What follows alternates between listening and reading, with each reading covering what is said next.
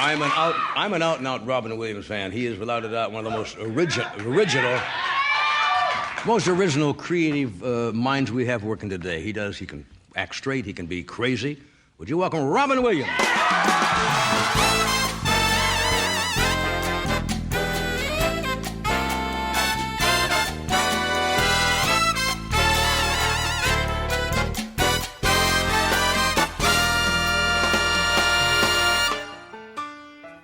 So we left off last time where Robin was there for John Belushi's final moments alive. For the beginnings of the OD. Yeah, not the actual final moments. Well, whether or not, how much he really was there for it, maybe we'll never know. But I'm sure he told the truth to the grand jury because, they'll fucking sweat it out of you no matter what, and you don't want to lie to them. Kathy Smith corroborated the story, too. Okay, all right. She's the one that shot him up with the deadly speedball. So she took the hit anyway, so why not tell the truth? And she's a little rough around the edges. Robin left, she stayed. Yeah, because they were just like hanging out together. They were like a drug couple or something. Yeah.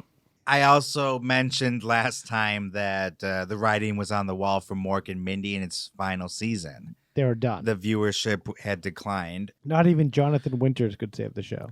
Robin Williams had been mentally prepared for the news that the show would not continue, but it hadn't happened yet. So while he was filming The Frog Prince for Fairy Tale Theater, that summer of 1982, he gets the call that Mork and Mindy is canceled. Oh. And he's dressed as a frog. That's hilarious. Oh, Wait, did you prep us for this gig he was doing, the Frog Prince? No, I didn't. Oh, okay. That's some bad nanus. It was Shelley Duvall's fairy tale show. Okay, so he agreed to do this. Yeah, and he's doing an weird episode for the Frog Prince where he plays the Frog Prince. And he's dressed as a frog. Yeah. And Eric Idle, who was a good friend of Robin Williams, was directing that episode. Oh, wow. And he said that after Robin got the call about the cancellation, he was pissed off and then went in front of the cast and crew and went on an extended angry rant about ABC. And they're like, what does this have to do with us, man? Yeah, exactly. Dude, you got your own problems. Yeah. Don't throw that on me. Can we get the hell out of here tonight? Can you just do the scene? Didn't your friend just die? Yeah. He did. Yeah. But let's talk about the real problem. My sitcom is canceled. Yeah, my contract with ABC. Yeah. And in summer of 82, his wife Valerie became pregnant. First kid. Yeah. And Robin stayed sober through the entire pregnancy. Wow, 9 months. He was a dry drunk, though, as they call it. Yeah. He hadn't really dealt with his issues yet. He's California sober. Yeah, he quit cold turkey. And so they moved up to Napa Valley. They went up north because they're like, after the Belushi shit, he's like, I got to get out of LA. Get out of there. It's just not a good place for me, he thought. Yeah, I just got to live between vineyards. Yeah, I know. That's amongst the Coppola wine place. Yeah. He's made that joke a lot, too, throughout his life. Oh, yeah? Like, just got out of rehab, and good thing I'm living near a vineyard. So, yeah, they moved up north, and Robin has a new lease on life. He took up cycling, and eventually he would have a collection of over 100 bikes. He described biking as the closest thing to flying. Later in life, he became really good friends with Lance Armstrong. Did he really? Yeah. He injected him? We'll never know. Okay. The biking helped him stay sober. Well, that's good. Because you're out there for a long time doing these long-ass runs, I'm sure. Jay Leno walks in. What are you doing collecting bikes? Oh, yeah. You weirdo? Yeah. You should get bad cars and you should marry my wife, Mavis. We're like, what? Why would I marry your wife, Mavis? Hey, don't steal any of my jokes, Robin. Yeah, trust me, Jay. I'm not going to take it. You can steal my bikes, but don't steal my jokes. Yeah. Take my wife. Take my bike. His son, Zach, was born in spring of 1983, and Christopher Reeve became his godfather. The Godfather. I'm going to give him a present he can't refuse for his birthday. Give him a horse's head. He observed that becoming a parent changed Robin for the better. He loved being a dad. In 1984, wife Valerie needed help with Zach, and based on a recommendation from comedian friend Taylor Negron, Oh, yeah. he was in Rest in peace. Nothing But Trouble, Angels in the Outfield, He a was bunch of great. stuff. Yeah, he's Yeah, what was very that John funny. Cusack one he was in? Oh, fuck. Dead Again? Or anyway, he was in like another John Cusack. Yeah. He was hilarious. Yeah. Taylor Negron recommends this 20-something girl named Marcia Garces. Better off dead. Better Off Dead. Thank you so much. That would ruin me if I didn't get that. Sorry, Alejandro. Sorry. That's okay. Sorry. I needed that. Marcia is from Milwaukee, Wisconsin, Woo woo. Ooh, cheesehead. Yeah. and she studied art at UW-Madison. Oh, yeah. Are you just bringing this to you? So she's fucking awesome. Yeah, in your book. Valerie hires her to become the new nanny. They have a good thing going here. Robin is sober. She's the Nanu nanny. They got a son, and Mork and Mindy's in the past, but hey, time to move on. And they're up north in wine country, but just looking at the wine. Yeah. Yeah. No tasting. Move on to Nanu things. It is beautiful. Wine country is beautiful, even if you don't drink. Of course. I've never been up there, but I've heard. Yeah. things, yeah. I'd like to say it got better career-wise for Robin after becoming sober, but it didn't. Are we talking Initially. late 80s, early 90s? The mid-'80s now. Mid 80s, okay. It was a bit of a career lull. His album Throbbing Python of Love didn't Whoa. even crack the top 100. Ouch. I mean, it's, a coming cock. You got the reference. Oh, he's never lost on any of that stuff. He gets it. And Picks then up right away. Robin just kept picking the wrong roles. He was in The World According to Garp. John Lithgow stole the show in that movie. No one remembers that movie for Robin Williams. No. He was in a comedy called The Survivors with Walter Matthau. He was in The Best of Times, a sports comedy with I remember none of this Kurt stuff. Russell. Yeah. He was in a Harold Ramis movie called Club Paradise. That was a piece of shit. Johnny Depp's first role was really? in that. Yeah, that was his first role. Total- Incorrect. Johnny Depp's first role was in Nightmare on Elm Street. Oh, Kyle's right about but this. Johnny Depp was in this. It was one of his first And roles. Kyle would know because that's his favorite movie. Yeah, exactly. Yeah. Oh, I forgot to mention Moscow on the Hudson. And in that one, he full on plays a Russian guy. But then when In New I remember York? him wearing the hat, the Russian yeah, hat. and when Russian people saw the movie, they thought he sounded Polish. Yeah. But Americans don't even know the Exactly. difference. Yeah.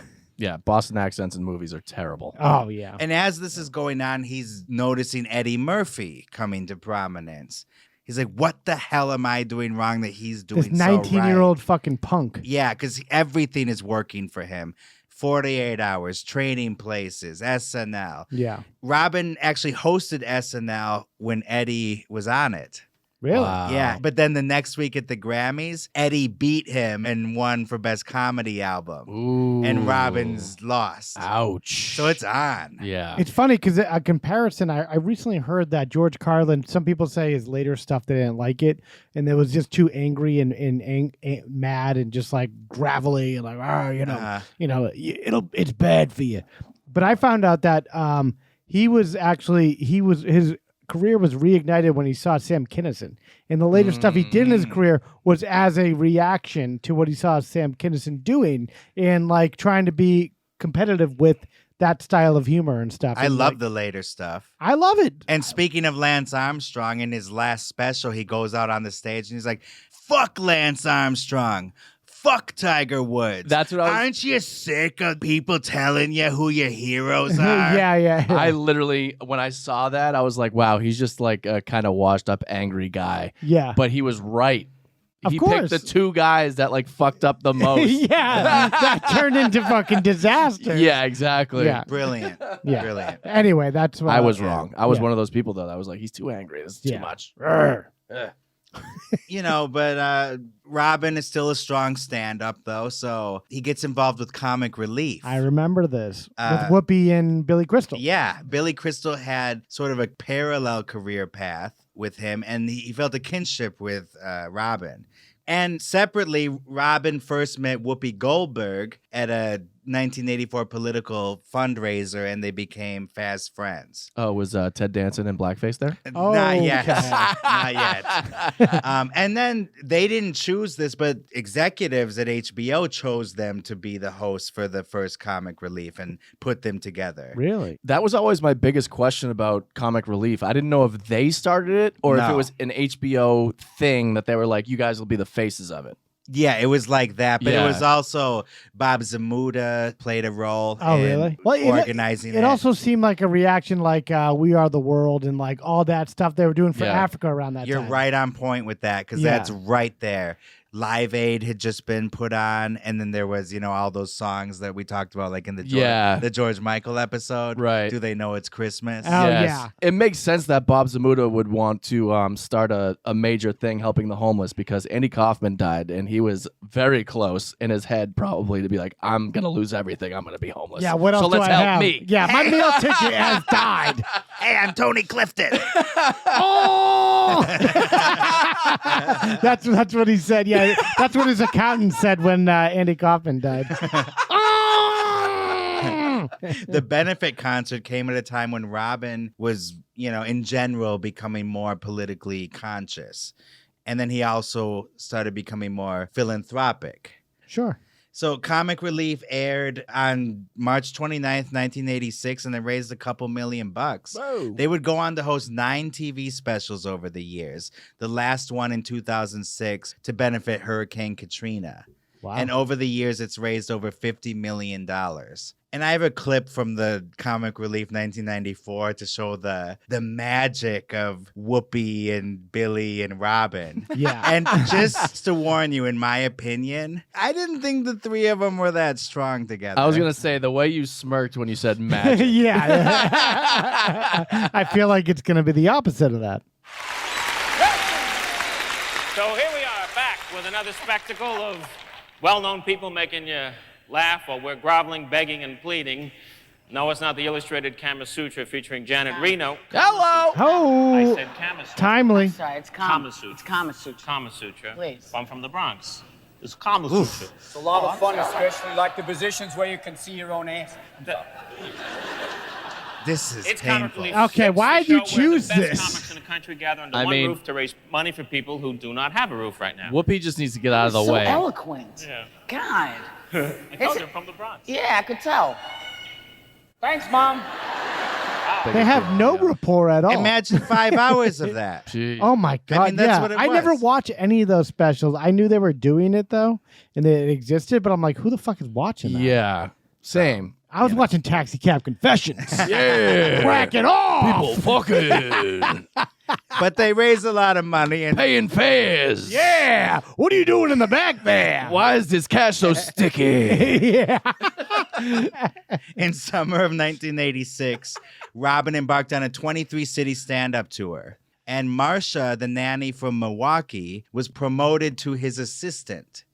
They became very close, Uh-oh. but kept things strictly professional for the moment. Ooh. She would tell him, quote, Taxi cab. "You can do it. You're okay. I love you," before he went on stage, which is what I say to all my friends, Sure. she explained. Who do stand up? And that brings us to An Evening at the Met, his third HBO comedy special. This was considered a major return to form. It's like Elvis's like TV special when he's back, in Yeah. the leather jumpsuit. He's back to his old form. And the material ranges from gun control to being a reformed alcoholic to a bit about Jack Nicholson running for president. Vote for me. Then he talks about his son Zach being an impressionable youth. Quote, "I was driving around in traffic. Someone cut me off. I went, fuck it. From behind me in this little rocket seat, a voice went, fuck it. All day long, he followed me around the house going, fuck it." It's like a parrot. And we have a clip from the end of this special. There are times my son looks at me and gives me that look in the eyes like, Well, what's it gonna be? Hey, Zach, it's, I don't know. But maybe along the way, you take my hand, tell a few jokes, and have some fun. Come on, pal. You're not afraid, are you? Nah. Fuck it. And he's walking off as his son holding his hand. Oh. He has his arm in the air like he's holding his own hand. One man show. So that people just, it was They ate it universally praised because it was, It's a very touching moment. yes, exactly. So between the touring and TV and movie appearances, Valerie and Robin grew apart. Oh, no. Quote, she finds the public aspect very hard. Well, she was working in a big comedy club, too. And the pubic aspect. Oh. He is hairy. Yeah. Robin, though, had multiple affairs while on the road. Oh, really? He never stopped with the affairs, including one with a waitress from the Comedy Store named Michelle Tish Carter, the same name as the girl from Plainville. Oh, yeah. Michelle Carter. When he broke it off with her, things turned bitter. She told him she was pregnant and needed financial support, but that was false. Then she claimed he gave her herpes, which he disproved with a blood test. What? Then she sued him for $6 million. The legal fight went on for many years, finally being settled in 1992 for an undisclosed amount. Oh, shut up. Is she still working at the Comedy Store this whole time? Probably. She owns it now. Yeah. By the end of 1986, Valerie and Robin reached a private agreement of their own and quietly separated. That was that. That was that. The end of a love affair. That lasted, what, like 10 years almost? Yeah. Yeah. And she was with him, from his beginnings to superstardom. Yeah. Apparently, she was fucking a gaffer on Popeye or something, too. The writer, Oh, Jules the writer, Pfeiffer, yeah. which he flatly denies. Yeah. She went for the gaffer first. He wasn't going for it. Now we come to his next movie role. Irreverent radio DJ Adrian Cronauer, who's assigned to the U.S. Army radio station in Vietnam in the mid-1960s. At long last, this is the perfect role. Yeah, I remember watching this with my parents, actually, going to the theater to see Good Morning Vietnam. That's what we're talking about. Good morning, Vietnam! And it was shot in Bangkok, where David Carradine hung out. Yeah. No pun intended. Literally hung. Another crime scene. Out. In early 1987. And Marsha, the assistant, Marsha. joined him for the production, and they became even closer. Do you like all my foreshadowing here? Yeah. A rough teaser was thrown together to gain more funding, and we have a clip. Clip it up. Good morning, Vietnam. That was a little song by Frankie Valli and the Four Seasons. Walk like a man. Thank you, Frankie. Thank you, Adrian. Well, walk like a man, sing like a girl. An incredible thing to do. Hey, we're coming at you right now. It's 0600. This is Woo! perfect for him. Not a bad time of day if you're a chicken. Weather today, hot. Tonight, hot. Tomorrow, hot. Hey, guess what? Big surprise tomorrow night? Hot. Whoa, hot, hot, hot, hot. Okay, incredible news coming at you later on. But now, Switch to decaf. Here's a little special Christmas treat for those of you out there. Ethel Merman singing Silent Night. Ethel? Silent Night. Holy night. Thank you, Ethel. I love that. Hyperactive children. Thank you, Adrian. No, Ethel, thank you very much. Here's a little song coming at you right now. Aretha Franklin. Oh, Mama, I He could do this all day. Yeah. And then it ends with saying Robin Williams, Good Morning Vietnam, coming this Christmas. Yeah. But they didn't even know if they could make the movie yet. Wow. So that was quite a Wait, promise. so they just sent out This that was to get more So funding. that was just a teaser to get, supporters. to do all his movies just run out of money in the middle of it? Well, he hasn't proven himself yet. Wow. But this changed. It's crazy that it took that long to prove himself in movies. This changed everything for him. Yeah. Forrest Whitaker was in this with him? Yes, and he's excellent in that movie. Great. Love Bruno Forrest Whitaker. Kirby. Bruno Kirby's great. Yep. It was a sensation. Good Morning Vietnam opened in late 1987 and grossed $120 million on a $13 million budget. 120? Yeah. Wow. And Big money there. everybody came out of the woodwork to congratulate him. Steven Spielberg, who had met Robin doing some charity work in the 80s, wrote him a letter praising his performance and that he found it touching. Yeah. And Robin Williams won the Golden Globe for Best Actor, but he was hosting SNL in New York instead of attending the ceremony. Incidentally, that show ended with a weird sketch where Robin Williams plays an old version of himself looking back on his life, and Dana Carvey plays his younger self dressed as Mork. Carvey was already on the show then. I didn't know Yeah. he was there in 87. Jeez. And Robin Williams received his first Best Actor Oscar nomination, but ended up losing to Michael Douglas for Wall Street. Oh, that was great, though. And with all the accolades shooting his way, Robin had ascended to the status of a bona fide movie star. Yeah. And for his next major role, he campaigned to play the Joker in Batman. Warner Brothers offered Robin the role, but unbeknownst to him, they also offered the role to Jack Nicholson, who was their first choice.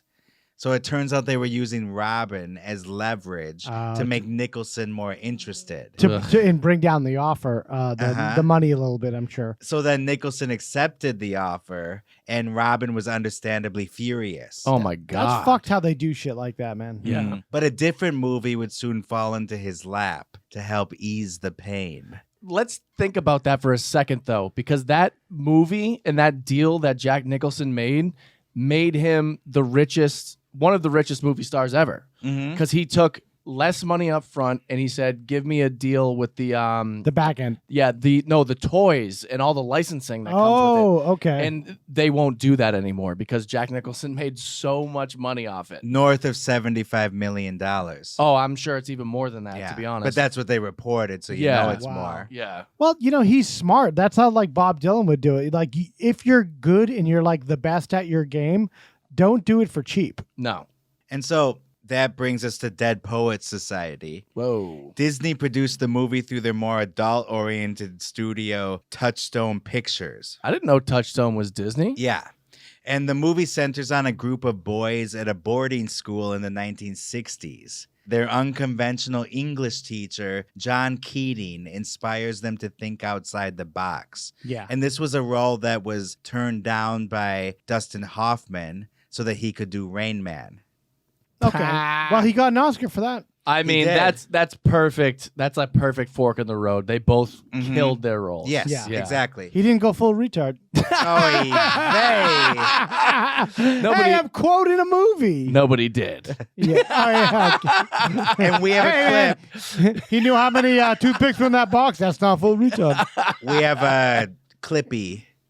He brings the students outside the classroom and takes them to the Hall of Fame in the hallway where it shows pictures of past students. Like he and Belushi's reverence for the older entertainers. Exactly. The world is their oyster. They believe they're destined for great things. Just like many of you, their eyes are full of hope. Just like you. Did they wait until it was too late to make from their lives even one iota of what they were capable? Because you see, gentlemen, these boys are now fertilizing daffodils. But if you listen real close, you can hear them whisper their legacy to you. Go on, lean in. Listen. You hear it? Listen. Carpe Diem. Seize the day, boys. Make your lives extraordinary.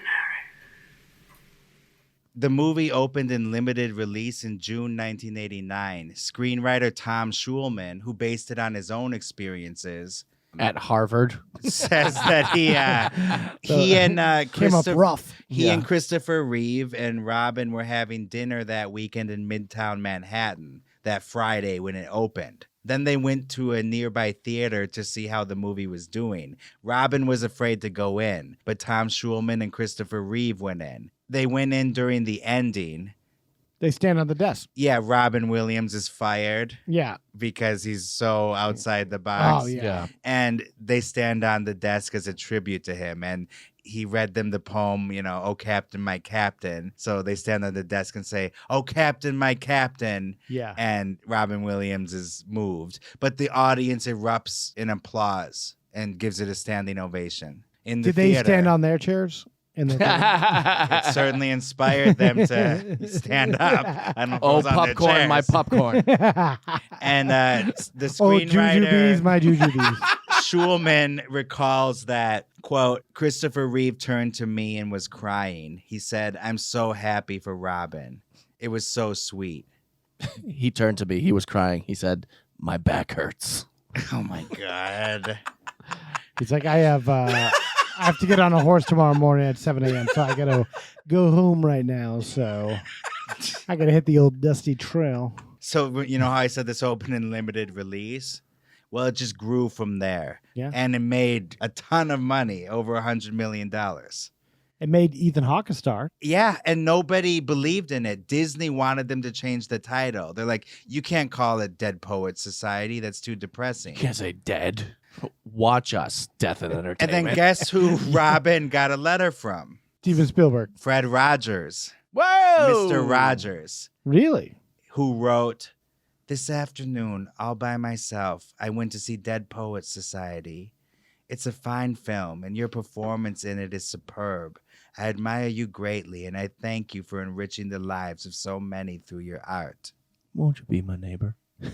This episode's having the opposite effect I thought it would have. I thought you guys would be like moved. I was shocked. I couldn't believe Mr. Fred, not Durst, but Fred Rogers was right again. Stick it up your ass. All right, anyway. Another important event that summer, Robin's daughter Zelda was born on July 31st, 1989. With wife number 2 or girlfriend number 2. His first child with Marcia, his new wife of a few months. Okay, so they are married. Former nanny. He made current assistant. Made an and honest now woman out of her. New wife. New wife. Nanny Yeah. to assistant to wife. And by the way, the tabloids. That's the trajectory. That's the corporate ladder for you. The tabloids made a big deal out of this, and they painted it that he was cheating on his first wife with the nanny. Wow. Howard Stern even made a few jokes Of course about he this. did, yeah. But how even big are her Valerie, tits? Look at the butt on her. Like, Valerie, the first wife, says that's not true. That didn't happen. There was no They overlap. were already separated. No overlap. Yeah. But it was a big story then, if Yeah. you were reading the rags. Yeah. Inquirer in the Star magazine. Yeah, and so Robin's son, Zach, actually named his sister after the Nintendo game, Zelda. They let the kid name the Yeah. other kid? Uh-huh. That's crazy. It could have been Mario Kart. The next... Mike Tyson's Punch Out. Williams. This is my sister. I'd like you to meet my sister, Adventure Island 3. Fester's Quest. Sonic the have you Hedgehog. met Fester's Quest over here? The next spring, Robin received his second Oscar nomination for the role. Good Morning Vietnam lit the fire, but his career was now exploding. Like a throbbing love python. Yeah, that was the name of the special. And we have a clip So he's from on a tear now. a Barbara Walters interview from 1989. I'm sure it's crazy. The peak of his success. First year of college, I started performing in this improv group, and I never stopped since then. A simple cough could send Robin into a riotous mood. Excuse me. We have to do the Waldheimlich maneuver on you. I don't remember anything before 1945. God. What happened? I don't know. Barbara. I was He's in like the forest. possessed. I was not a Nazi. I was picking nuts. I was a Nazi. I was delivering underwear to Goebbels, and he was coming out dancing like Betty Grable. What does that make me? The saddest thing about this is that he was probably doing this in the mirror all night before. Yeah. Because It's if he Waiting wasn't for the really cough, doing improv, right? Yeah. He knows she's going to cough at some Hey, point. could you cough in the middle of this? I got a couple things worked out here, if you don't mind. You know someone's going to clear their throat or cough at some point. Yeah. You really think he had all this stuff prepared? Oh, though? yeah. You think so? Not totally, but a lot of it was worked The out area at he another had? time. Wow. It has to be. I think I'm warmed up now. I think you're. Forget it. Now we're back.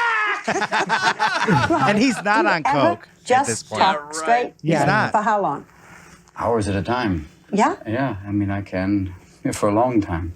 Don't like to. I mean, because it's more fun to play. He was sober at this time. And he never went back to coke ever again. Shut up. Really? Yes. It's Guys. hard.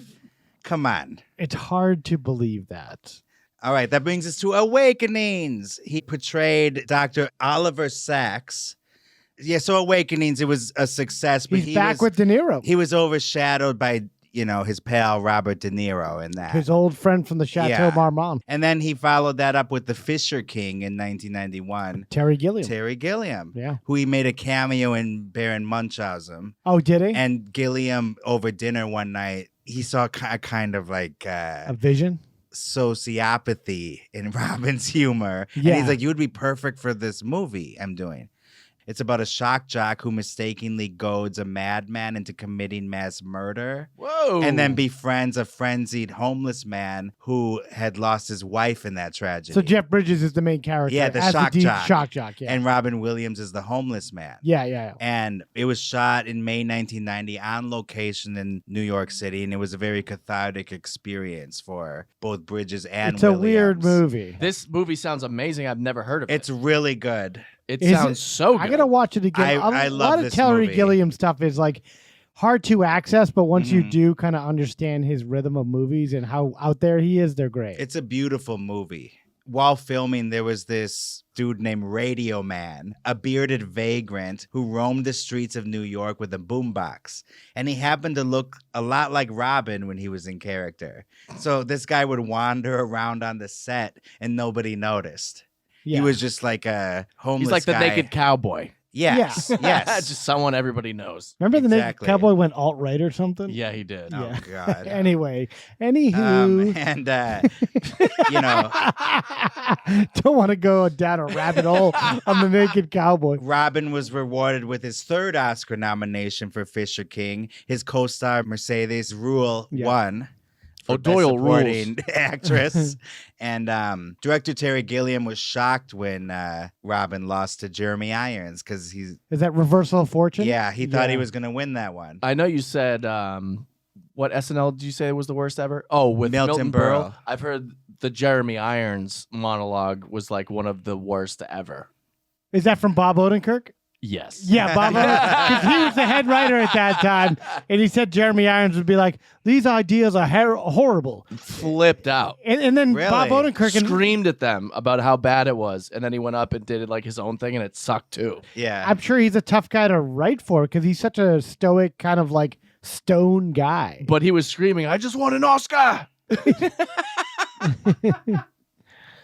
Robin's next movie began development in the early 1980s as a faithful Peter Pan adaptation. Oh, it was so good. Then Spielberg abandoned the project.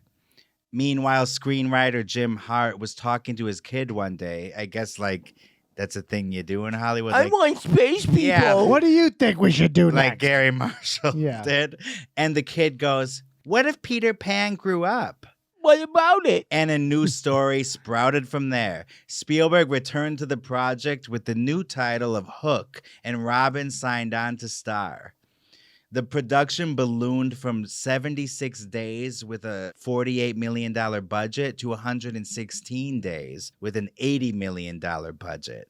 Spielberg later said that the child stars were hard to work with, and he was working slower than usual. That's the problem. And he blames himself. Of course. The sets took up all the sound stages at Sony Studios in Culver City. Get the fuck out of here. Yeah, and dude, I've been on the lot. Whoa, Sodio. whoa, Hollywood have Insider. I don't mean to brag. We got some Hollywood Insider. Hey. I worked for Adam Sandler one day. You did? Uh-huh. Get out of here. In the Happy Madison office Oh, there. I've seen I that. found it because one of Mark's friends used to work there. Oh, yeah, Oh. Paul. Yeah. Yeah. Wow. Shout out to Paul. And used to let us on the lot. Yeah. Nice. Can we say that? We just wander around. Well, if it was early 1991 when they were filming, you might have seen the Hook set. Shit. Wow. 2017. But close. Dustin Hoffman, who turned down the role in Dead Poets, was He signed on. Captain Hook. Yeah. And he and Robin would tease each other. When Hoffman stopped the scene because he said he lost his motivation, Robin said, "When all else fails, try acting." Ooh. A reference to the famous line that was said by Laurence Olivier to him on the set of The Marathon Man. Well, someone had to tell Dustin Hoffman that, I guess. And that's the one you saw when you were like 2 years old or something? Marathon Man? Yeah. Yeah. I was like 9. But I am going to admit something. Okay. Uh-oh. I Here we did go. not know that it was Dustin Hoffman that is Hook. What? Well, he's very disguised. He doesn't look like him. Yes, he does. No, he does. I mean, Yes. if No, I he watch it, doesn't. I haven't seen it since I was a kid, but I saw it a billion times when I was a kid. That's his real hair in that movie. All the other Shut up. all the other movies were fake. Okay, so he put a wig on for Tootsie. It's a joke there, Kyle. All right. That's not his hair, and Huckabees. Get the fuck out of here. Then, when Robin stumbled over lines, Hoffman retorted, "What can you expect from Mork?" Ooh, The that's stunts- kind of like a burn. Wow. The stunts involving the harness were the hardest for Robin. It was painful to the crotch. He now understood why mostly women played the part of Peter Pan. Oh boy. And child And voice mostly actors. cartoons. And child actors Yeah. that turn up dead Yeah. anonymously. It was very hard work. Are we says talking about Robin. Pinocchio? No. Robin's third child, Cody, was born in November 1991, weeks before the movie's release. So it added a poignant undertone to the project. And I have a couple of clips here. Clip it up. The first sure one do. is when Hook is first introduced to the adult Peter Pan and can't believe his eyes. Mr. Hook, I want those kids out of that net in less than 1 minute, or you better get an attorney and hope to God he's better than me. Who are you? I'm Peter Panning, attorney at law. Those are my children, and I want them back, please. Those are your children. These are your children. Yes, they are. And you're Peter? You're Peter. Yes. You're Peter. Yes. Peter? Yes. You're Peter. Yes. Is there an echo in here? Yes. I'm great and worthy opponent. Yes. All right, I'm going to go ahead and say I still can't tell that's Dustin Hoffman. Oh, shove it up your ass again. What are you talking about? That does not look or sound Are like you him. fucking around, Alejandro? You know it's not him. Mark's just trying to jokingly stir the pot. But you know that doesn't look like him in the slightest. Sure, but it's just I've always known it's Dustin Hoffman. He got so- lost in that role. Yeah. Sure, and Tootsie. And I got lost in the sauce, Okay. apparently. And in Rain Man. Yeah. And the costume people went above and beyond with him. I Yeah, think. sure. Yeah. It's a flashy role, a flamboyant role. Sure. What are you trying to say? Whoa, hey. Whoa. Took a turn. Wait, let me set this up. Okay. So then later in the movie, in order to fly, you have to think a happy thought. Yeah. And You got to think like a kid. Robin Williams is having trouble finding it, and he suddenly gets there in this clip. Peter, your daddy. Hi, Jack. I know why I came back. I know why I grew up. I wanted to be a father. I'm a daddy. My happy thought. I got it. I got it. I found it. He's hovering in the air. Just hold that happy thought, Peter. Is that Julia Roberts? Yeah, it is. So now he's soaring, flying over Neverland. Yeah. And now all the Lost Boys are seeing him. There's Kiefer Sutherland So there you go. and Jason Patrick. I think it's Yeah. great. The thing that catapults him literally into the air is like, I'm an absent father. Well, I'm not around, am I? art imitates life. Yeah. Hook opened in first place. I like how everything poignant you guys are taking. It's hilarious. The worst way. And it took in over $100 million, but it was still considered a disappointment in relation to its massive budget. It was supposed to make more than that. Oh, shit. And there was a bunch of hype that preceded it. Critics were extremely harsh, and word began to spread that the movie was too long, too sentimental, and only sporadically magical. However, an entire generation of nostalgic millennials obviously think otherwise. I remember loving it as a kid. I thought it was great. We kept rewinding the part where at the beginning he's like, lost, lost, lost. And they're like, lost what? He's like, I lost my marbles. For some reason, me and my brothers thought that was the funniest thing ever. My brother pissed his pants. I think the Unrelated. Ploofs lost their marbles. Yeah. That's right. This was a house in peril. Things were not going well. Yeah, things were bad. Yeah. The state had to step in eventually. When that's the Kyle's like, no, look, I'm going to rewind it again. You got to see this. The sun's coming up. TV's not on. They haven't been to school in weeks. Yeah. They don't even own Hook. They're dressed in rags. Yeah. They don't even own Hook. It's Rain Man. Yeah. It's Pinocchio. Yeah. Spielberg went into hiding to avoid the press. He sent Robin a letter. He loves sending letters. He's a big letterer guy. In January 1992, apologizing for his absence from the promotional engagements. The director assured him that he regretted nothing and that they would be lifelong friends. Quote, "We will live on, raising our kids, being good friends, and making our movies." Spielberg said that. He doesn't care. You know, that one bomb is nothing to him. And then what came after Hook? A certain cartoon. I'm trying to think. No, Aladdin. Disney ended up auditioning for Robin. He didn't have to audition for them. They wanted him. Oh, really? And they created some test footage using vocal tracks from his stand-up comedy albums. Oh, okay. So there's already so much stuff out there with him. They doesn't have to. You know, like Reality, What a Concept, the line he stole. Yeah. They put that together with animated footage of this genie. And then they brought it to Robin while he's filming Hook. He sees the footage and storyboards and signs on immediately. Yeah. It was another box office and critical smash for Disney.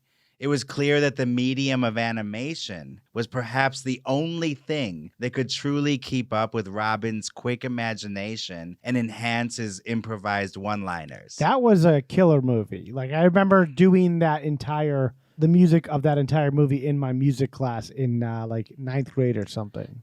Oh, it's wonderful. Yeah. And there were certain things he did as a voice actor that they bring it to life in the movie. It jumps off the screen. And obviously, simply put, Robin was dazzling as the genie. Yeah. And I have a little clip.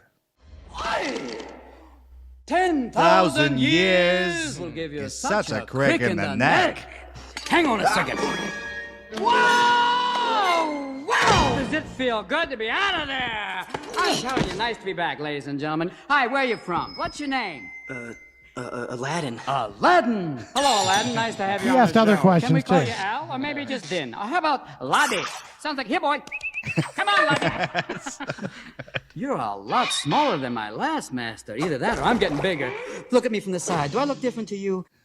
It is quite different seeing it all animated than just him in front of Barbara Walters. Yeah. He is the movie stealer of that film. Well, of most films. Oh, you mean like in a good way? Yes. Scene stealer, they call it. Scene stealer. But But he stole the movie. It's not like he's got a bag of VHS tapes and, that he's walking out of Blockbuster with. I'm just saying there's not a lot of people that remember Aladdin as Steve from Full House. Exactly. That's what I was just going to say. Yeah, no one remembers the other characters. I mean, to be honest, Aladdin could be without Aladdin. Was Gilbert Gottfried in that? Oh, yeah. Iago. I kind of remember him. I'm molting. Yeah. Yes, that was a good. But that was a that's a great good one. Gilbert Gottfried. was He's great. back. He's back, baby. I'm Peter Pan again. Happy thought. A real boy. So, needless to say, rave reviews, Aladdin made over $200 million. However, the success of the movie was tainted by Robin's frustration with the Disney company. He thought that he and the studio had agreed that his voice would not be used in the marketing or for merchandising, because Robin didn't want to sell stuff. Disney countered that they had vetted all the film's marketing materials with him and his wife, Marcia, and that they violated nothing in their contractual agreement. So because of this falling out, Robin refused to return for the sequel, Return of Jafar. Yeah. Dan Castellaneta from The Simpsons, Homer Simpson filled himself. in unmemorably as the genie in that direct-to-video sequel.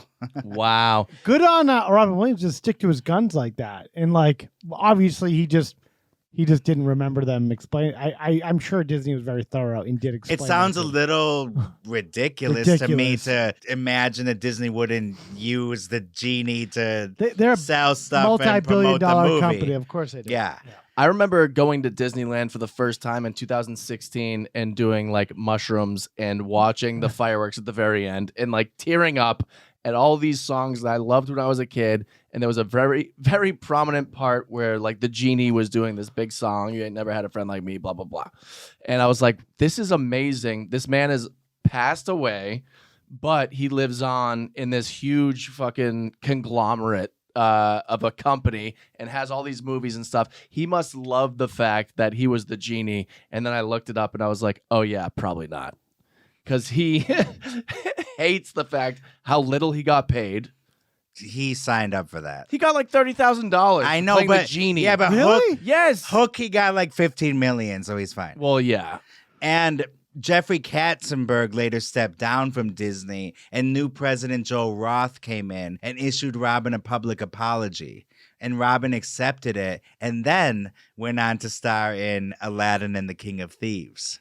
Oh, so he did another one. Oh, yeah, he third returned installment. as the genie. And that was a big payday, but that didn't do so well. It was a video. It was straight yeah, to video. Okay. Jafar and that one were Yeah. both straight to video. But yeah. that one, They it were was, trash. well, you know. Throw it in the There's trash. some funny stuff in it. Throw it in the trash. No, come on. There's some good stuff with the genie in it. So it was a principal thing for him. Yeah. Sure. In my house, we didn't have toilet paper. We had Aladdin 3. Oh, Yeah, okay. this household is that was Yeah. trouble. Another reason Robin had been upset was because he didn't want his name being prominently advertised along with Aladdin when promoting the movie. Because he was not compensated enough. No, because he felt it would distract from his other big holiday release in 1992. Toys. Oh God, An this is absurdist so bad. comedy about succession at a company called Zevo Toys. This is the worst movie ever. It was trounced by Aladdin, and it left audiences baffled. The meta teaser trailer features an out-of-character Robin Williams riffing on everything from Rain Man to Arnold Schwarzenegger, and it is significantly better than the actual movie.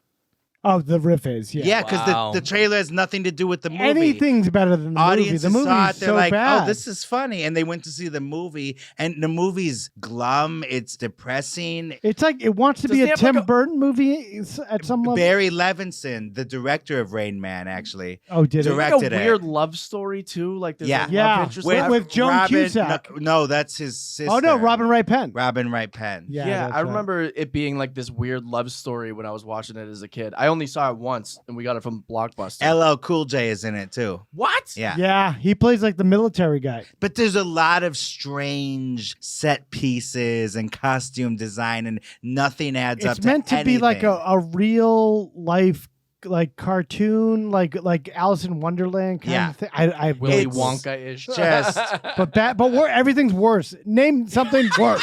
its biggest crime. It's Aladdin 3. boring is Yeah, his biggest crime. It is boring. Yeah. In a 1992 interview with Playboy, Robin said that he wished to spend more time with his family and was thrilled to now have the leverage to pick projects closer to home.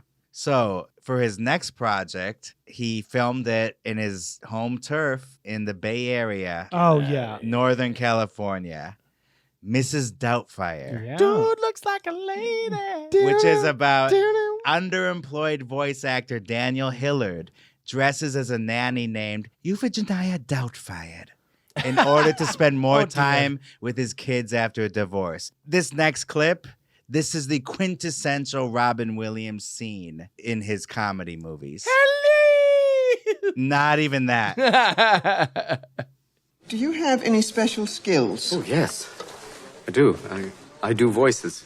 What do you mean you do voices? I do voices. Yeah! We've come to this planet looking for intelligent life. Oops, we made a mistake. We're happy to be in America.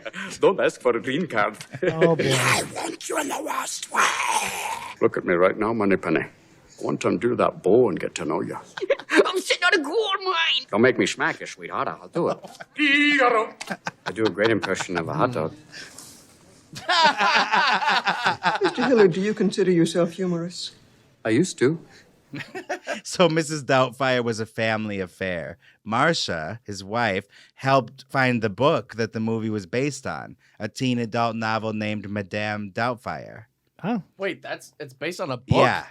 I did not know this, Madame. Well, what's the beef everyone has with this movie? Like, everyone's like, how would the family not know it was him? You're overthinking it. Overthinking it. Marsha was involved in every aspect of the production. She became a producer, and they actually started their own production company, Blue Wolf. And it really was a family affair. Marsha's niece was a PA. Dan Spencer, the husband of Robin's assistant Rebecca, plays a chef. Family friend, comic actor Rick Overton, plays a maitre d'. And Robin's half-brother Todd appears as the poolside bartender in the Run by Fruiting scene. Oh, wow. He was credited as Dr. Toad. Ah! And if you want to see him, I have a clip of him. Is everything all right, ma'am? Fan-bloody-tastic. Can I have another? Sure. 4 iced teas, Todd. Pierce Brosnan. Who's Rugrats? Miranda Hillard's. You see crazy Todd about behind especially them? that little Natalie. Look at her. She needs a sweetie pie. Thanks, Todd. Oh, what about their real father? What can I say, Ron? The guy's a loser. I'll see ya. Ooh. Ouch. That's directed at you, Robin. Oh, that's one of the best. Throws a lime at the Oh, back of Pierce sir. Brosnan's head. I saw it. Some angry member of the kitchen staff. Did you not tip them? Oh, the terrorists ran that way. It was a run by fruiting. I'll get them, sir. Don't worry. run by fruiting. Yeah, that's a classic. Not a drive-by, but a run-by. Waste of juice. Marsha was excited by the premise of Robin having to portray a believable female character. He would sit for 3 to 4 hours in the makeup chair. And experimenting with the voice, he went from Margaret Thatcher to a softer tone, channeling the voices of his costume designer, Merritt Allen, and the Scottish director, Bill Forsyth, whom he had just worked with on another movie called Being Human. And Marsha and Robin fought really hard to have the ending where they don't get back together. Spoiler alert.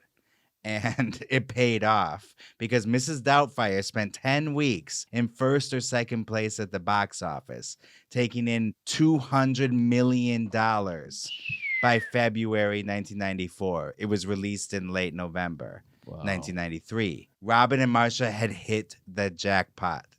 They were paid very handsomely for this. Well, it's their thing. Yeah. It's their show. And Marsha seemed to understand what audiences wanted to see from her husband. And incidentally, the Hillard house is located at 2640 Steiner Street in the Pacific Heights area of San Francisco. And I've been there. Is that where Robin Williams lives? In the movie, yeah, it's their house. In the movie, not Yeah. I've been to the Painted Ladies, but I didn't even think about going to the Doubtfire From house. Full House, the Yeah. Painted Ladies. Yeah. No. This is crazy to me because at this point, can he be considered a character actor? I mean, he's a superstar. No, but he's a lead. Can superstars be character actors? Well, he did become one later, obviously. Not willingly, though. No, but some become willingly character actors. He was robbed of an Oscar, in my opinion, for this movie. You think so? Oh, yeah. For Doubtfire? There Who was won that year? buzz that year for him to get the Oscar, but he wasn't even nominated in the end. Who won that But year? why would that be nominated for an Oscar? I did not expect you to not agree with me on this one. No, I'll take a hard stance against Because a kids it's- movie being nominated for an Oscar. Oh, you... What do you think? Fuck? Rick Moranis should get one for too. Little Yeah, yeah. Giants? I'm feeling Honey, I like Shrunk the Kids you too? guys don't think Doubtfire is a great movie. It's a great movie, but it's not an Oscar. I don't think it's a great award-winning movie. Alejandro's he's grabbed his He just chest. died. He's grabbed his chest and fallen to the ground. Maybe I got to give it another watch. I watched it as a kid, and that's it. And I do put it in the same universe as Honey, I Shrunk the Kids. Well, anyway, by Hold on. 19... I have a question. Off the top of your heads, do we have kids movies that have been nominated for Oscars? Oh. I don't know if we. It's not a kids movie. Of course, it's a It's kids PG. movie. Are you P- insane? It's PG-13. Hello, Sally Field. Why? Because they're throwing fruit? Showing her tits Oh, in really? the unrated version. Wait, full frontal? Yeah. And Matthew Lawrence? Matthew Modine. Not the brother that goes, whoa!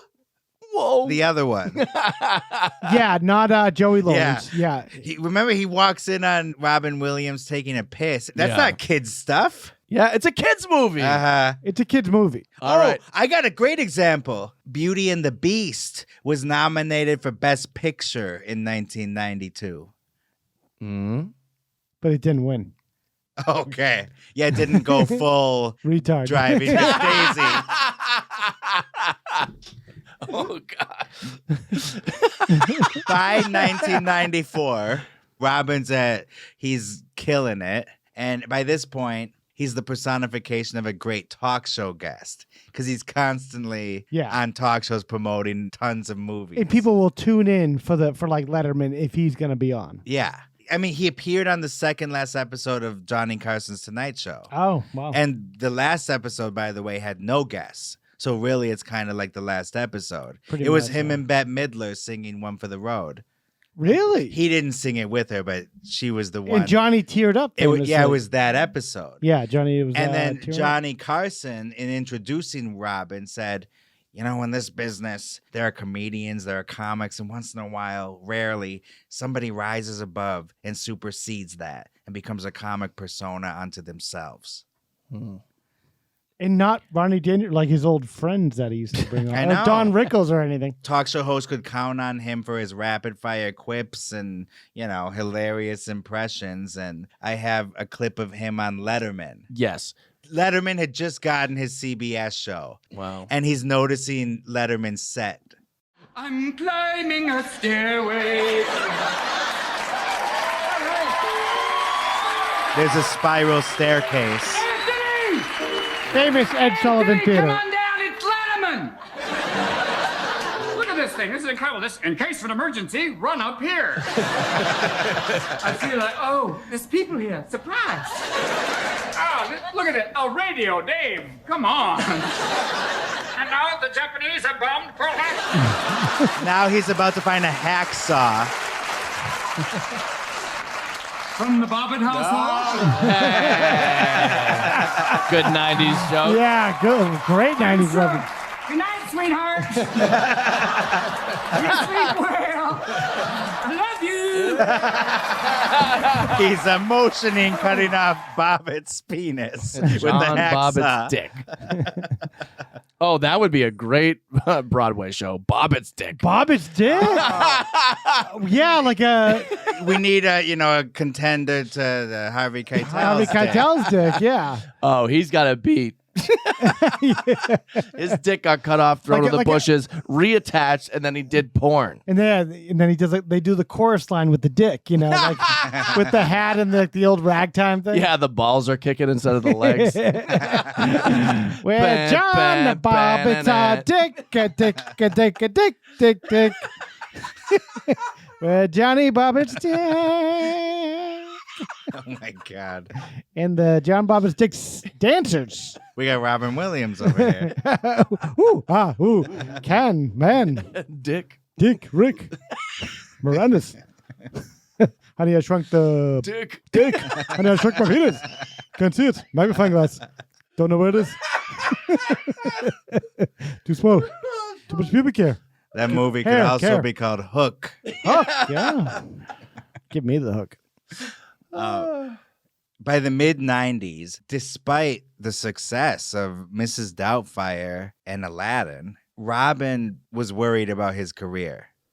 And he had a lot of anxiety. Really? Because, think about it, he was not the young hotshot anymore.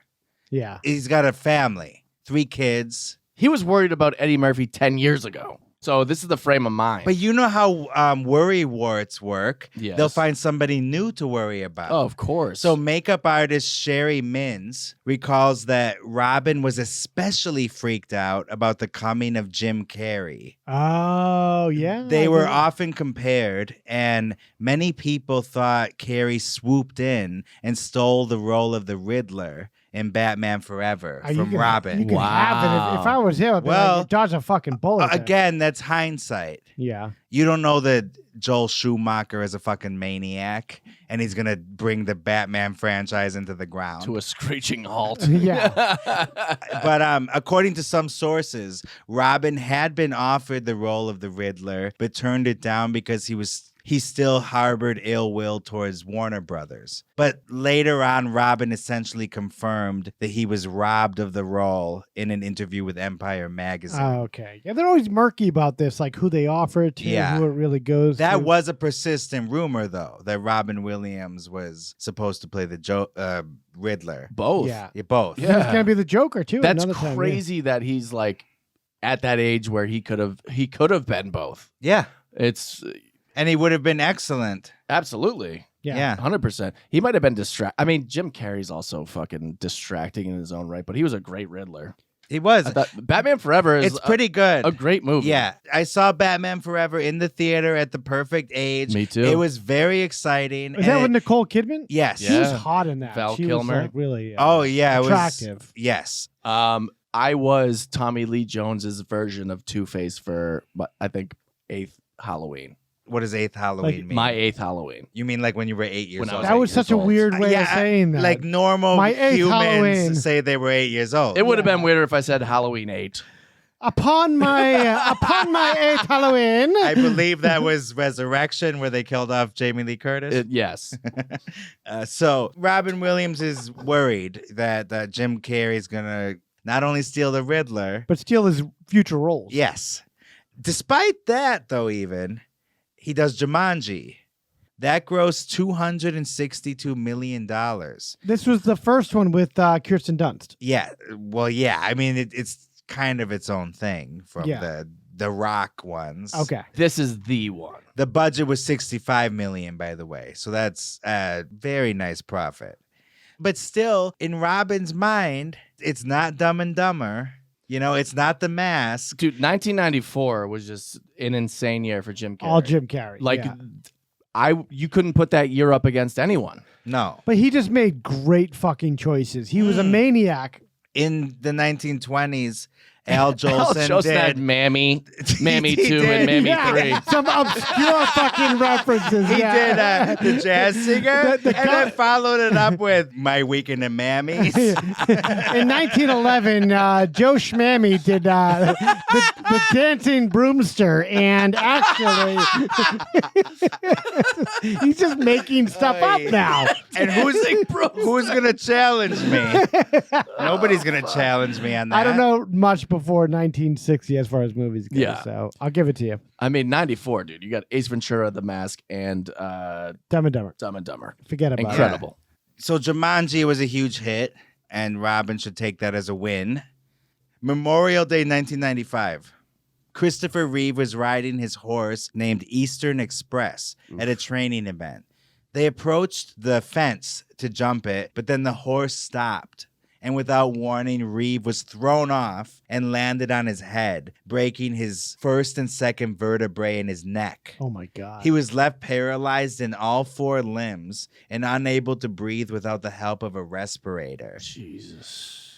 He was surrounded by family, his wife Dana, 2 sons, and his daughter. Doctors were preparing to perform an operation to reattach his skull to his spine, which is very risky. What the fuck? And then this is Reeve's account. Quote, at an especially bleak moment, the door flew open, and in a hurry, a squat fellow with a blue scrub hat and a yellow surgical gown and glasses, speaking in a Russian accent, came in.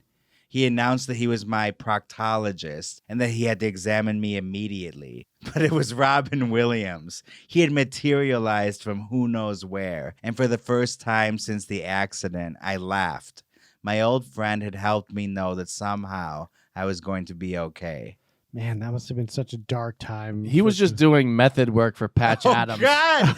Everything that I think is going to be moving is just, He falling came in with a flat. clown nose and a fucking honk honk up his ass. Oy. He was like, Guys, Check, please. he's almost, headless, and his buddy makes him crack a smile. I think that's nice. Thank you. yeah, that's nice. Yeah, okay. Jesus Christ. Kyle begrudgingly says. There could have been some ulterior motive. Yeah. Jesus Christ. Remember when you were the eye candy? How do you like me now? How you like me now? Robin did whatever he could for the Reeve. For Reeve, I mean. And his family, including generous donations of his time and money to support the Christopher and Dana Reeve Foundation, which was researching to help, eradicate People that had spinal injuries and stuff and similar circumstances. Yeah, we could need to eradicate them. Yeah. Wait, what are we talking? We talking about a final solution here? Yeah. Career-wise, I say he's still on a roll. He's not Jim Carrey, but to be fair. Who is? Okay, but to be fair, 1996, this is the same year that Jim Carrey flopped in the Cable Guy. It was perceived as a flop. It was only perceived because he fucking got a $20 million paycheck and people were that's pissed true. about That's it. true. And he was kind of annoying in it with the voice. But besides that. Oh, wow. Okay. Steven? Say what? The same hey, year, let me buy you a honey. 1996, Robin Williams starred in The Birdcage, which on a $31 million budget grossed $124 million. Wow. Little Nathan Lane action. And interestingly enough, Marsha Graham. Yeah, he was offered the Nathan Lane role at first, but he wanted to do something different. So he's the quote-unquote straight. He's the top. Yeah. If you don't know, it's a comedy about a gay couple that have a son engaged to a girl that is the daughter of a conservative senator. Yes. So him and his wife are coming over to dinner, and Robin Williams and Nathan Lane have to pretend like they're not a gay couple. Yep. But as you mentioned, the one moment that Robin Williams gets to be himself is that famous scene where he's choreographing, showing how the dance. He's really should be riffing. He's Fosse, Martha Graham, Madonna. Bring it back to Clifford. Think about this. What's his next movie? 1996. Good Will Hunting. It involves Francis Ford Coppola. It involves a man. Jack. Yes.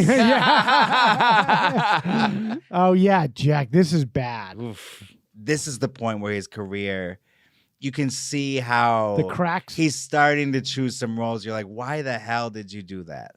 Yeah. Well, it's probably because Francis Ford Coppola, who lives right near him in the Napa there, who's probably like, it's like a slam dunk. I'm right around the corner. It's going to be easy peasy. He wants to do more films in Northern California. Near his house. Near his house and family. It's convenient. Coppola just needed another vineyard. I get that. But yeah. Williams could, he can be kind of choosy at this point. Coppola needs him more than he needs Coppola. They also thought this movie was like an act of service to like bring progeria into consciousness, which progeria is... What the fuck? Kyle's making up words now. No, progeria is the actual disease where you age very quickly. How many people do you know with that disease? Everyone. Everybody? Yeah, everyone. Everyone that's ever had it. But they really think that was like it was going to be like a moving film. Well, of course they thought that. Yeah. And I'm giving credit where credit is due. Yeah. Dead Poets Society, my eyes watered. All right? Jack, Your dick I was watered. fucking bored. My dick went inside out during Jack. Sometimes you try to be sentimental. It's a big swing and a big miss. And this is actually the period where he's going for the obvious sentimental roles. And audiences and like the critics next one, are I'm sure starting to be like, Robin, come on. Let's relax Like, here. we've seen that before, and we're not in the mood for it right now. Yeah. He follows that up with first collaboration with Billy Crystal in a movie. Really? Mike Wazowski. Daddy's Day Out? Father's Day. Father's Day, whatever. It's Same shit. horrible. It's a comedy directed by Ghostbusters Ivan Reitman. Oh, God.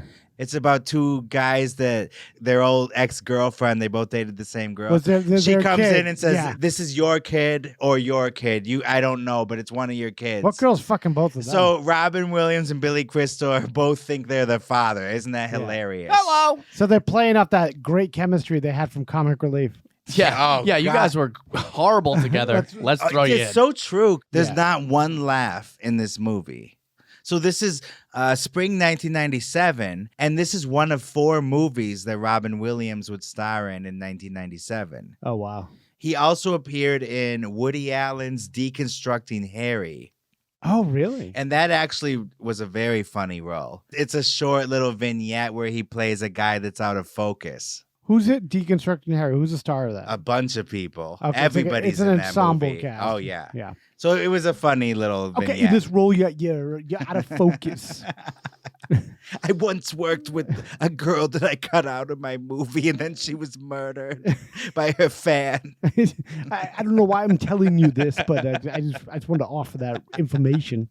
Then in 1997, the third movie is Flubber, a remake of The Absent-Minded Professor. Whoa.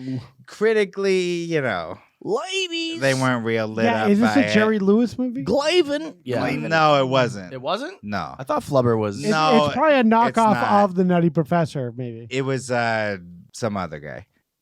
Fred McMurray. Oh, yeah, Fred McMurray. There you go. It made $177 million. That's not bad. Flubber. Fourth movie in 1997. Do we know it? Fourth movie in 1997. Yeah. Oh, it's not your fault. Good Will Hunting. Good Will Hunting. Finally, dude, I Yeah. was waiting for us to get there. Matt Damon. Matt Damon. Always intended to play the title protagonist of the script he co-wrote with Ben Affleck. Yeah. This is a Boston story loosely based on some of their experiences. What was it? That's again Couple rich kids that's from Cambridge. The lore. They took this from their But this is Harvey Weinstein making up childhood. these I was going to say stories. that's a Harvey Yeah. spin, I think. Yeah, I know, but- anything to get these Oscars. But am I right? But though? it worked. No, you're right. That's what they were saying at Yeah, the yeah, time. yeah, of And course. we all Yeah. know that's bullshit. Of Yeah. course, yeah. It's about as true as Gary Marshall's son giving Yeah. the idea for Mork and Mindy. Yeah. I don't know if you're gonna get there, but I heard Robin Williams was the reason why they put him in it. Oh, I was about to say that. Was to get it made. Yeah, they knew they needed a big star to sell the movie, so they created the character of Dr. Sean McGuire for that purpose. And once Gus Van Sant signed on as director, he suggested Robin Williams because they had known each other after a failed attempt to make a movie about Harvey Milk. Oh wow. Yeah. Which they eventually did make. And just like Aladdin, Robin took a steep pay cut and threw himself into the role, working closely with a dialect coach to perfect the South Boston working class Irish accent. He made a good attempt, but It's Robin Williams. It's Robin It's Williams. not even close to the worst. No, not even Of close. course not. But it's not over Alec the top. Baldwin. Yeah. Holly Yikes. Hunter in Once Around is the worst. Yikes. You got to see that to believe it. Really? Is that with Richard Dreyfuss and Yeah. What's Around? Yeah. We have a clip. I want to remind you guys of Good Will Hunting. Oh yeah, Yes. I think I've seen it. Never heard of it. The psychiatrist is finally bonding with the troubled math prodigy Will Hunting. And they're talking about Carlton Fisk at Fenway Park Yes. in 1987. The 70s. A Yeah. fabled game. Might have been 75, 76. And then it hits a foul pole. Oh, he goes apeshit. And 35,000 fans, they charge the field, Yeah, and he's fucking blowing he's like, go on, get on the... Get out of the way! I can't fucking believe you had tickets to that fucking game! Yeah. Did you rush the field? No, I didn't rush the fucking field. I wasn't there.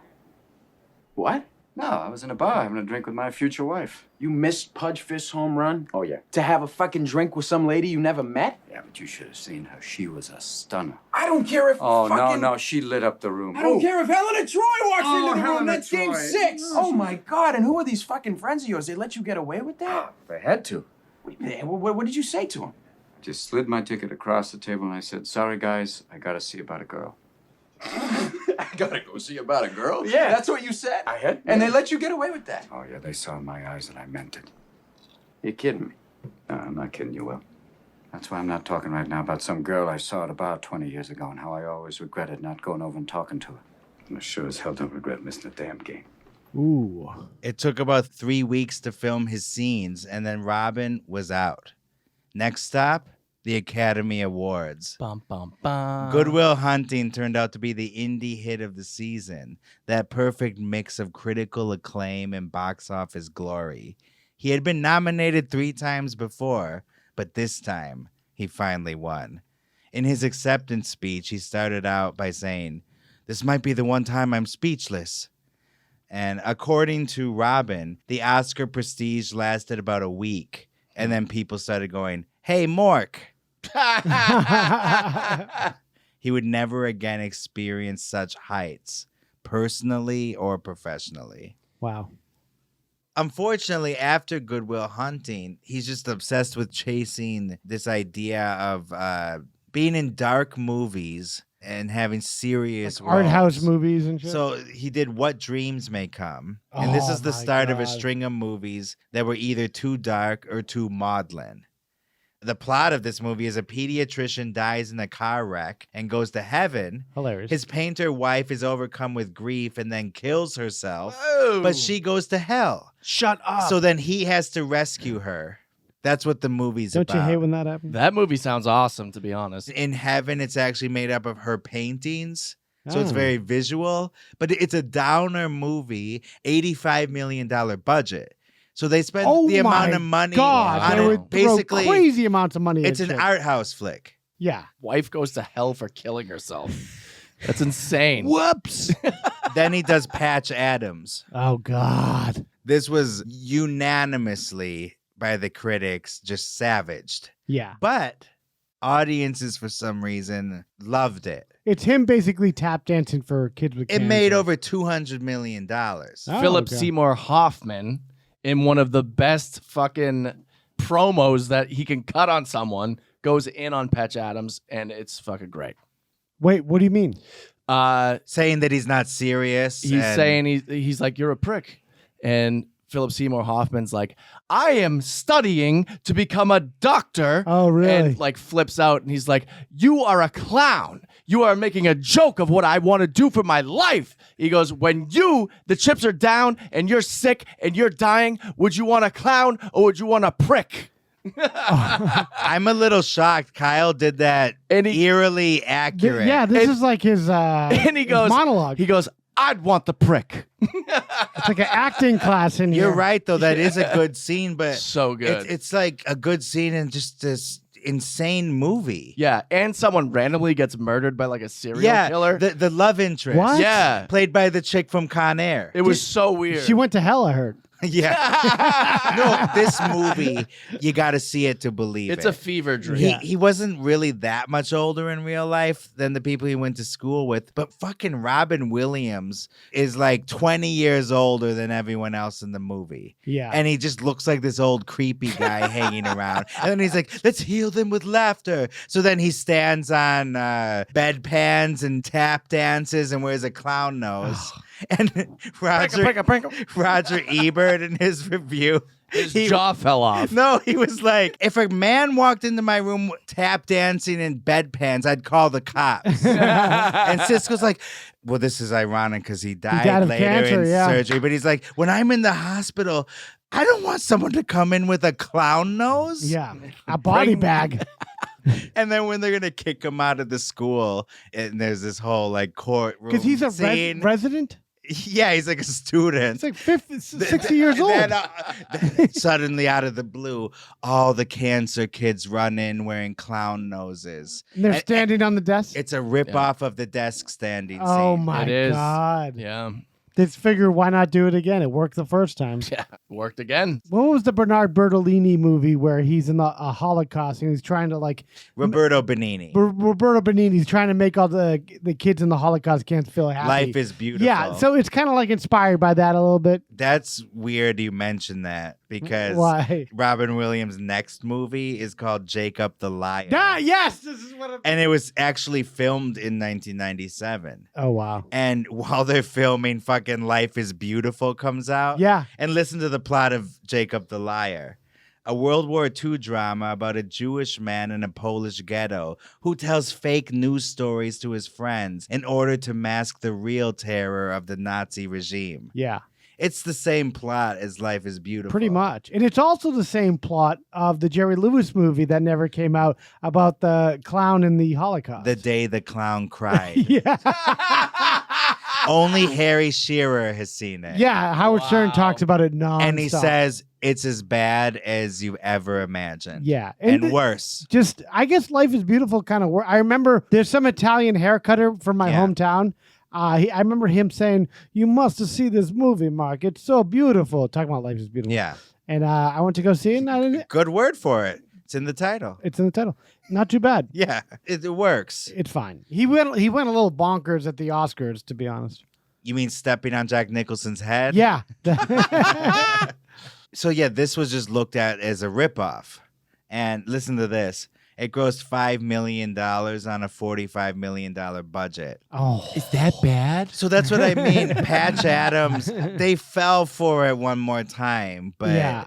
Jacob the Liar, they're They're like, not. uh-uh. Fool me 3 times. Yeah, like, come Fool- on. Yeah. You know, when the Coke wore off, we realized how awful Patch Adams was. And then he follows that shit up with the same year, Bicentennial Man. Oh, yeah. And by the way, friend of the show, Angela, I was talking about AI, which Robin Williams has a cameo in, the Spielberg movie. Yep. I'm talking about this with friend of the show, Angela, for like 10 minutes. Angela, and she's shout out. agreeing with everything I'm saying about AI. Yeah. Because I'm like, it's visually, it's interesting. And some of the themes are very cool thought-provoking because the It's a kid Kubrick never... idea. Yeah, he never grows older, is an android, you know, blah, blah, blah. And she's agreeing with everything totally. Then about 10 minutes later, I realized we're both talking about 2 separate movies.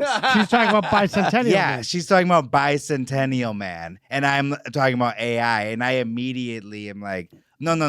Bicentennial Man sucks. She might be Bicentennial Man's biggest fan. Might be. Only. She definitely is, yeah. So Bicentennial Man is about a robot butler who learns to feel human emotions, and he outlives generations of the family he works for. Oh. This made $87 million, which sounds good, but it had a $100 million budget. Completely bloated. Why is he making these And shit the movies? critics savaged it again. What did so- Gene Siskel say this time? Well, Oh, he took he's the dead by he took then. the easy way out. Yeah. And this was actually the third and last collaboration between Robin Williams and director Chris Columbus. Oh. Chris Columbus directed Mrs. Doubtfire. And Home Alone and The and- Goonies. He wrote The Goonies, but didn't direct it. Okay, And he fair. found the new world. Chris Anyway. Columbus? Anyone? Yeah. Hello? We're kicking Kyle off the podcast as we speak. He's gone. And there was a planned Mrs. Doubtfire sequel that Chris Columbus confirmed that sadly never came to be. From Chris Columbus, quote, "We had a great script. Robin was prepared to do it. And then, unfortunately, he passed away." Yeah. What would that sequel have been like? More of More offensive. yeah. I am Jediah Doubtfire again. More of the family not noticing that their dad is dressed up. Oh, it was another run by Fruitine. Didn't they find out it was him? In the movie? He the tells original them. He movie, tells them, Yes, yeah. they did. So how is there a sequel? How is there a sequel to anything? Listen. Yeah. That's the Jesus. writer's You're correct. Didn't Marlon Brando die in The Godfather? Yes. And then they went backwards. Yeah. There we go. So that brings us into the 2000s. Hello. In the year 2000s. As if to stick it to the critics who felt that Robin was taking on too many serious roles. What does he do? 3 movies in a row that required him to plunge into the darkest recesses of his mind. Ooh. The Triptych of Evil, as it's known. One of these I like. 1 Hour Photo, Fantastic. Death to Smoochie, Didn't see it. Okay. directed by Danny DeVito. Yeah, from the Dark Minds that brought you Danny DeVito. And then the third one is Insomnia. Insomnia is the one I'm talking about. Great movie. Great movie. Christopher Nolan. So he followed that unofficial trilogy with more dramas like House of D, in which his daughter Zelda plays Anton Yelchin's love interest. Oh, I know this movie because this is David, what the fuck is it? Duchovny's. David Duchovny's fucking brainchild, and it's like his life story. Yeah, and your boy Anton Yelchin. And Yelchin. Yeah. Yelkin. No, I'm just kidding. He's still shitting on Yelchin. No. He wants to talk about David Duchovny, not the fact that Anton Yelchin was making out with Robin Williams' daughter in it. Love Antosha himself. Yeah, come on here. I love the Antosha. Then the final cut in The Night Listener. People don't want to see Robin Williams in these movies. Well, They want another Mrs. Doubtfire. They want another. Can I give my theory Hook. on the reason why he's doing this? He probably sees Bill Murray doing all these art house movies with Wes Anderson and like all this other shit. He's like, oh, I should be doing that too. Maybe. I don't know. That makes a lot of sense. Just an idea. Robin's mom, Lori, died shortly before September 11th, 2001. Days before. She's actually on the hijacker list. She would like you to believe she died before. But I think She was the 21st hijacker? Yeah. She was the first. Oh my God. Yeah. She was in Hamburg, Germany. Osama yeah. bin Lori, Yeah. I think, is She how was she's taking known. flight classes in Florida. A couple Yeah, of months but not learning how to land. Oh, boy.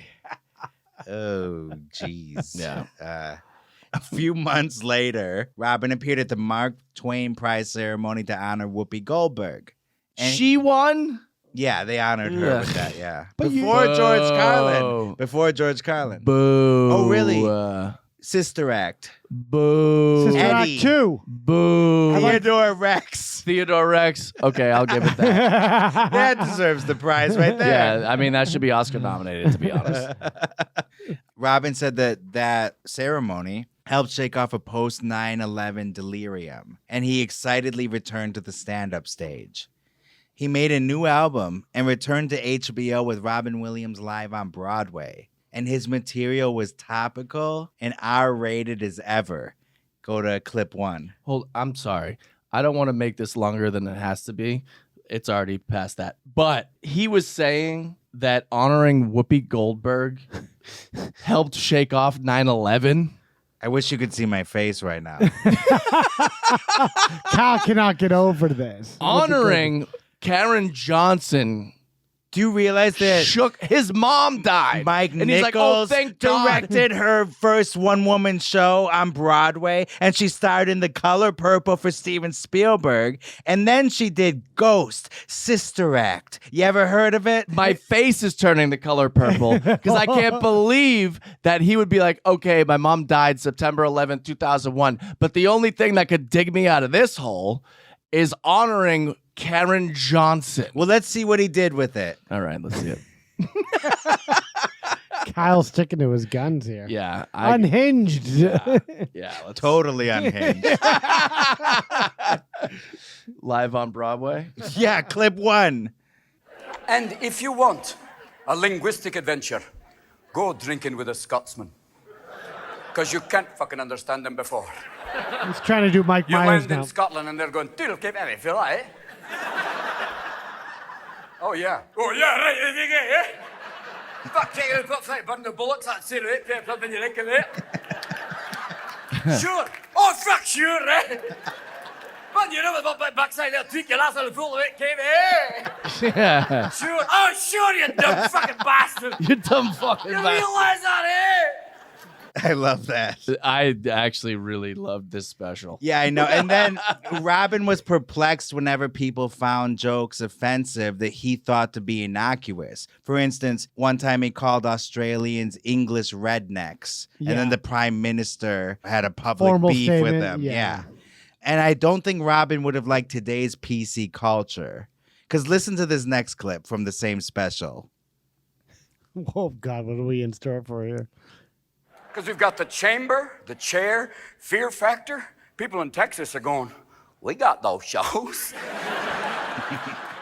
We just don't film them. 2 weeks ago, the Supreme Court banned execution of retarded people, and people in Texas are going, Oh, shit, boy. where's the fun now? Because they were zapping retarded people every other week. It was like, go sit on Santa's lap, Timmy. He said it twice.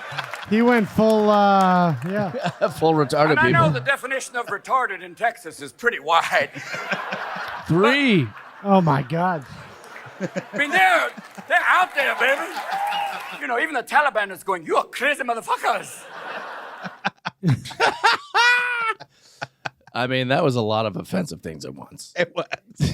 But it was fucking funny. Yeah. His specials were wild. You never Yeah, know where he was I going to know. go with it.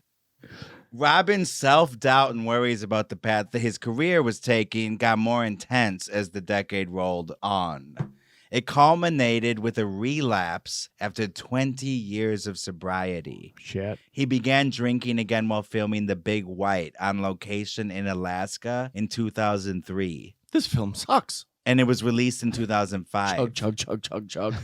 And this is a dark comedy about a desperate man who finds a frozen corpse and then says it's his dead brother so that he can cash in on the life insurance. Nobody saw this movie. These are some great log lines, though. But they are, but I'm just pointing out that nobody saw it. Yeah. Robin began chugging tiny bottles of Jack Daniels. Ooh. Then he started hiding full-size bottles. And by the time he received the Cecil B. DeMille Award at the Golden Globes in 2005, He was a Jack Daniels bottle. his drink... that would be the logical next step, right? But Jack, hack. Twist my cap. Smack, crack. his drinking was Crap, crap, out of pop. control. Another personal setback was Christopher Reeve died in October 2004 after attending his son's hockey game. He had reacted badly to a medication that was given to him to fight an infection due to sepsis. What? Very sad. And then 10 months later, Dana Reeve, his wife, died of lung cancer. What? Boy, oh Yeah. boy. And then his half-brother Todd, who appeared in Mrs. Doubtfire as the bartender, he died suddenly of a heart attack a year after Dana Reeve. Oh my God. Yeah, so Robin was going through a lot.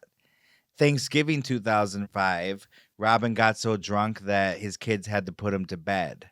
And then in 2006, the paparazzi photographed him completely wasted at an AIDS charity dinner at Cannes Film Festival. Whoa. He was wearing designer sunglasses and acted obviously intoxicated.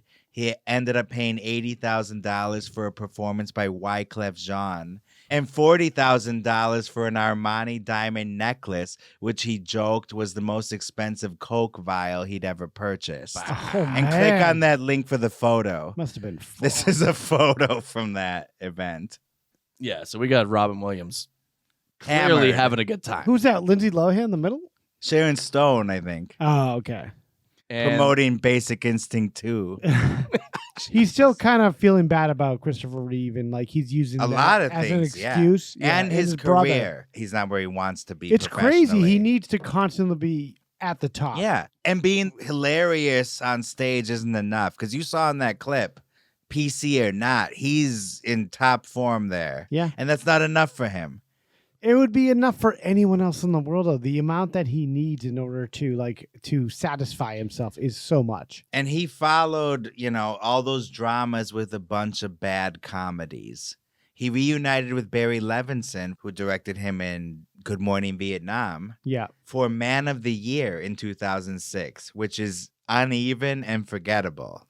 I don't even The remember. poster is him dressed up as George Washington. with the fucking wavy And wig. you're expecting a funny movie when you see it.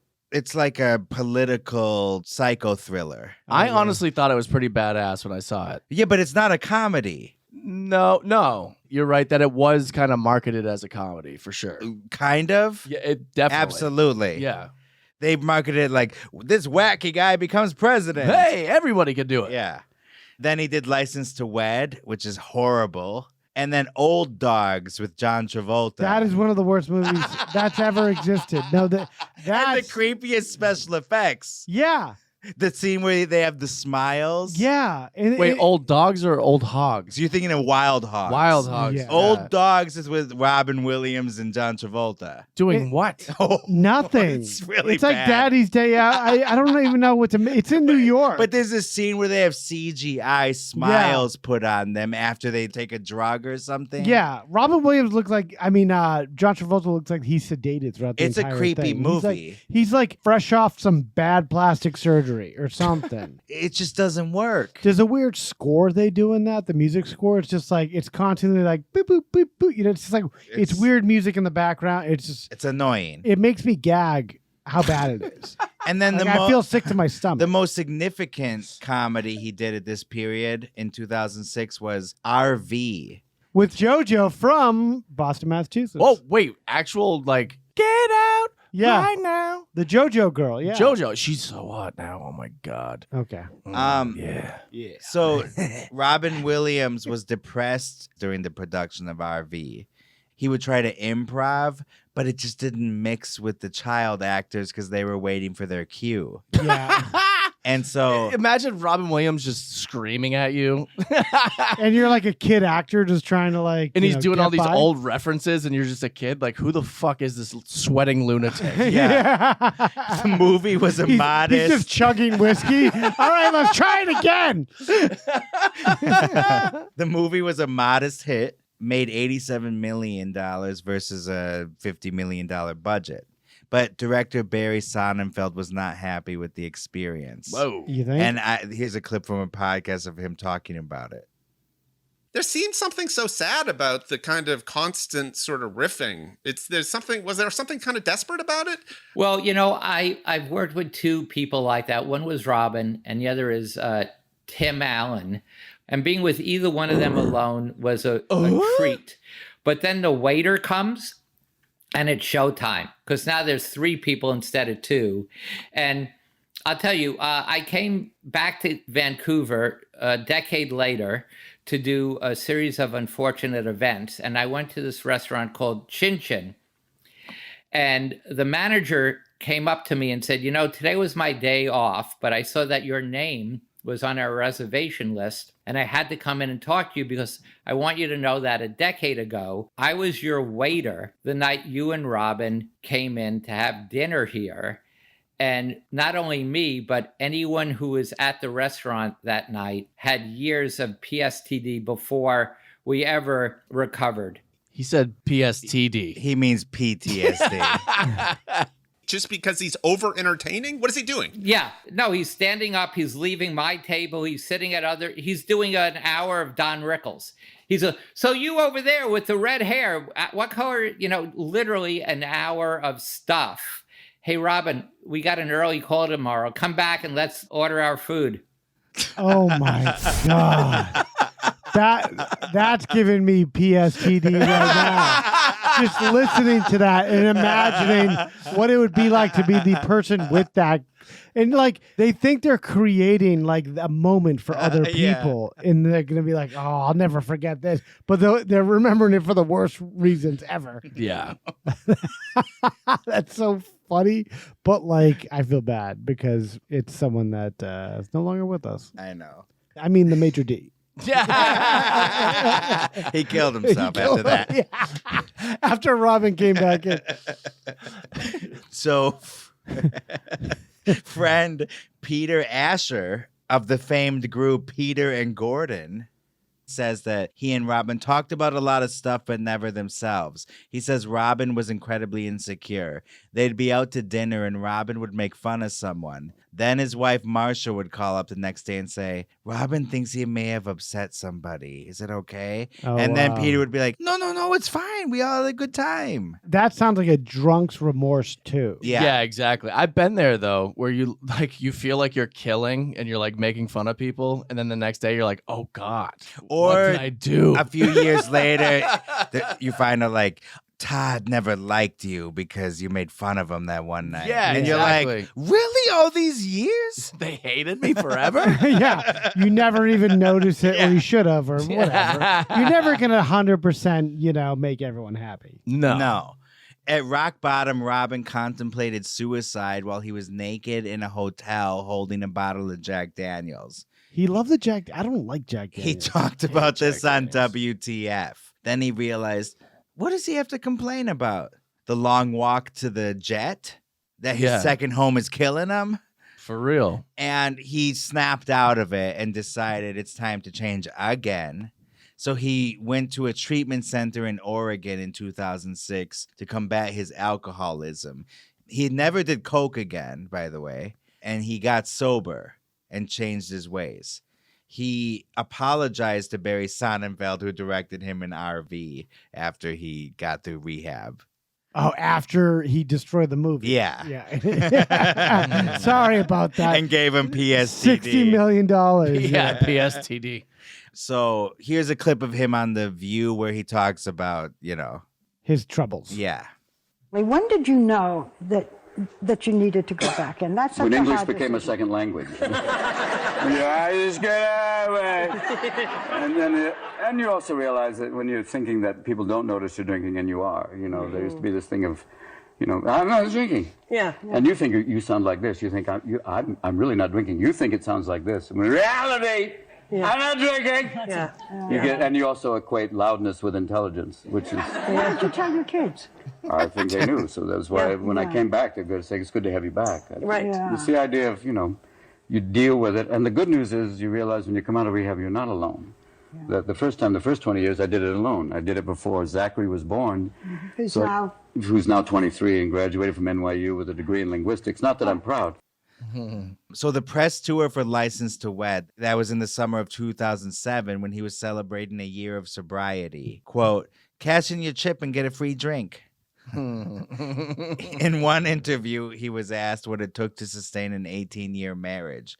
He said, a wonderful wife. She's a gift. Then when asked who did not find him funny, he said, my wife. Robin and Marcia could not save their marriage.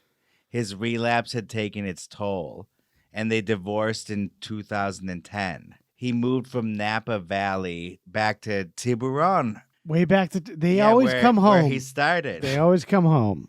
Who says he can't go home? And he lived there with his new girlfriend, Susan Schneider, a graphic designer. Imagine that's like the tourism department's slogan for your town. You can always come back. If things don't work out.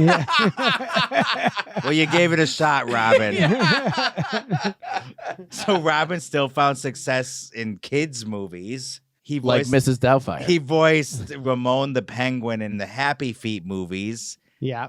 Which Brittany Murphy was in the first one. Oh, and yeah. fired from the second one. Oh, yeah. And Simon Monjack had some kind of conspiracy about that. She was fired for some reason. Her feet were too happy. She was too beautiful. She had a great body. And he did 3 Night at the Museum movies, playing Teddy Roosevelt. The first installment alone grossed $574 million. That was directed by Ben Stiller, right?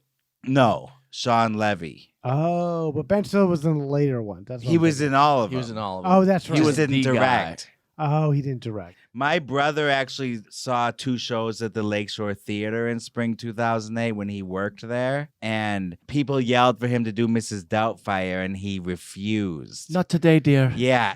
And my brother says he was really energetic and funny, and he came back the next day to take a staff photo. But he didn't say a word the entire time, and he seemed checked out. Then a girl jumped in front of my brother and asked for a picture. And then Robin let the picture be taken, but he still didn't say anything. It was like robotic. That's weird. Then he left. Wow. He's like bicentennial man. Yeah, basically. So it was there, and then a large tour afterwards where he developed the material for his eventual nationwide tour and HBO special Weapons of Self-Destruction, where he opened up about his alcoholism recovery. Robin says most audiences were supportive and terrific. Occasionally, some were hostile. And then there were people who transcended being merely a fan. After performing in Atlanta, somebody came up to him with a handwritten note. Quote, "Thank you for saving me. You are a great person, and you give so much of yourself to others. My son died of cancer, and without you, I would not have made it through. I love you. I know you hear this all the time, but you were there for me." Wow. On tour, Robin had a nasty cough that he couldn't seem to get rid of, and it only got worse. He was also experiencing dizzy spells. While on the road, Robin saw some doctors in Miami who did an angiogram. They told him he had an irregular heartbeat and a damaged mitral valve and a broken aortic valve. It was so serious that they said they needed to operate right away. So Robin flew to the Cleveland Clinic in Ohio and underwent surgery to receive a replacement bovine valve. So That's insane.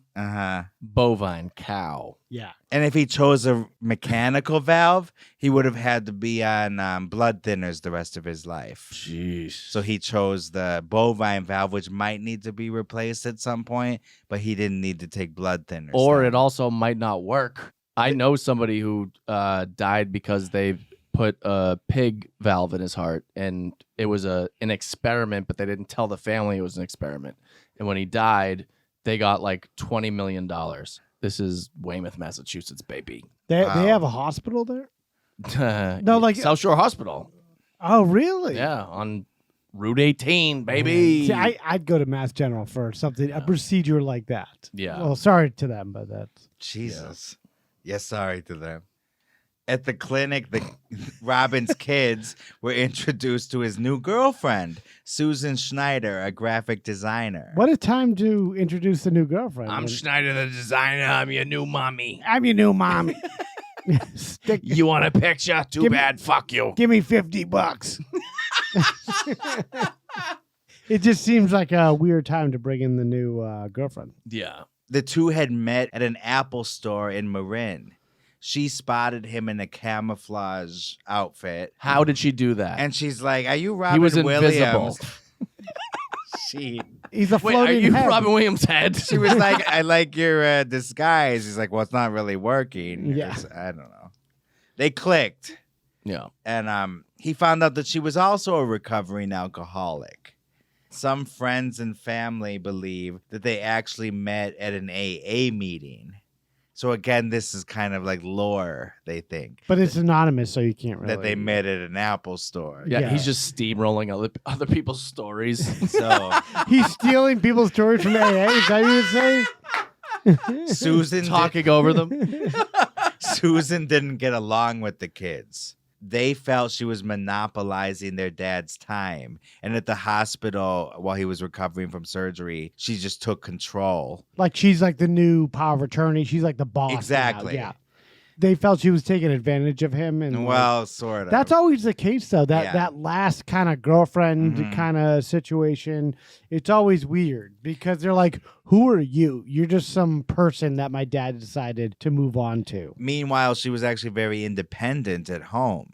So while Marsha would make dinner, run the household, even like produce movies with him, she was hands off and just let him do his thing. But she probably just kind of like didn't really help him out that much, you know, because he was getting knows? sick. Like he wasn't well. No, and it gets worse from here. Okay. And there's varying accounts of how helpful she was to Yeah. him at this time. Let's But, hear it. you know, a lot of people say it was nice he had her at this time. Okay. Yeah.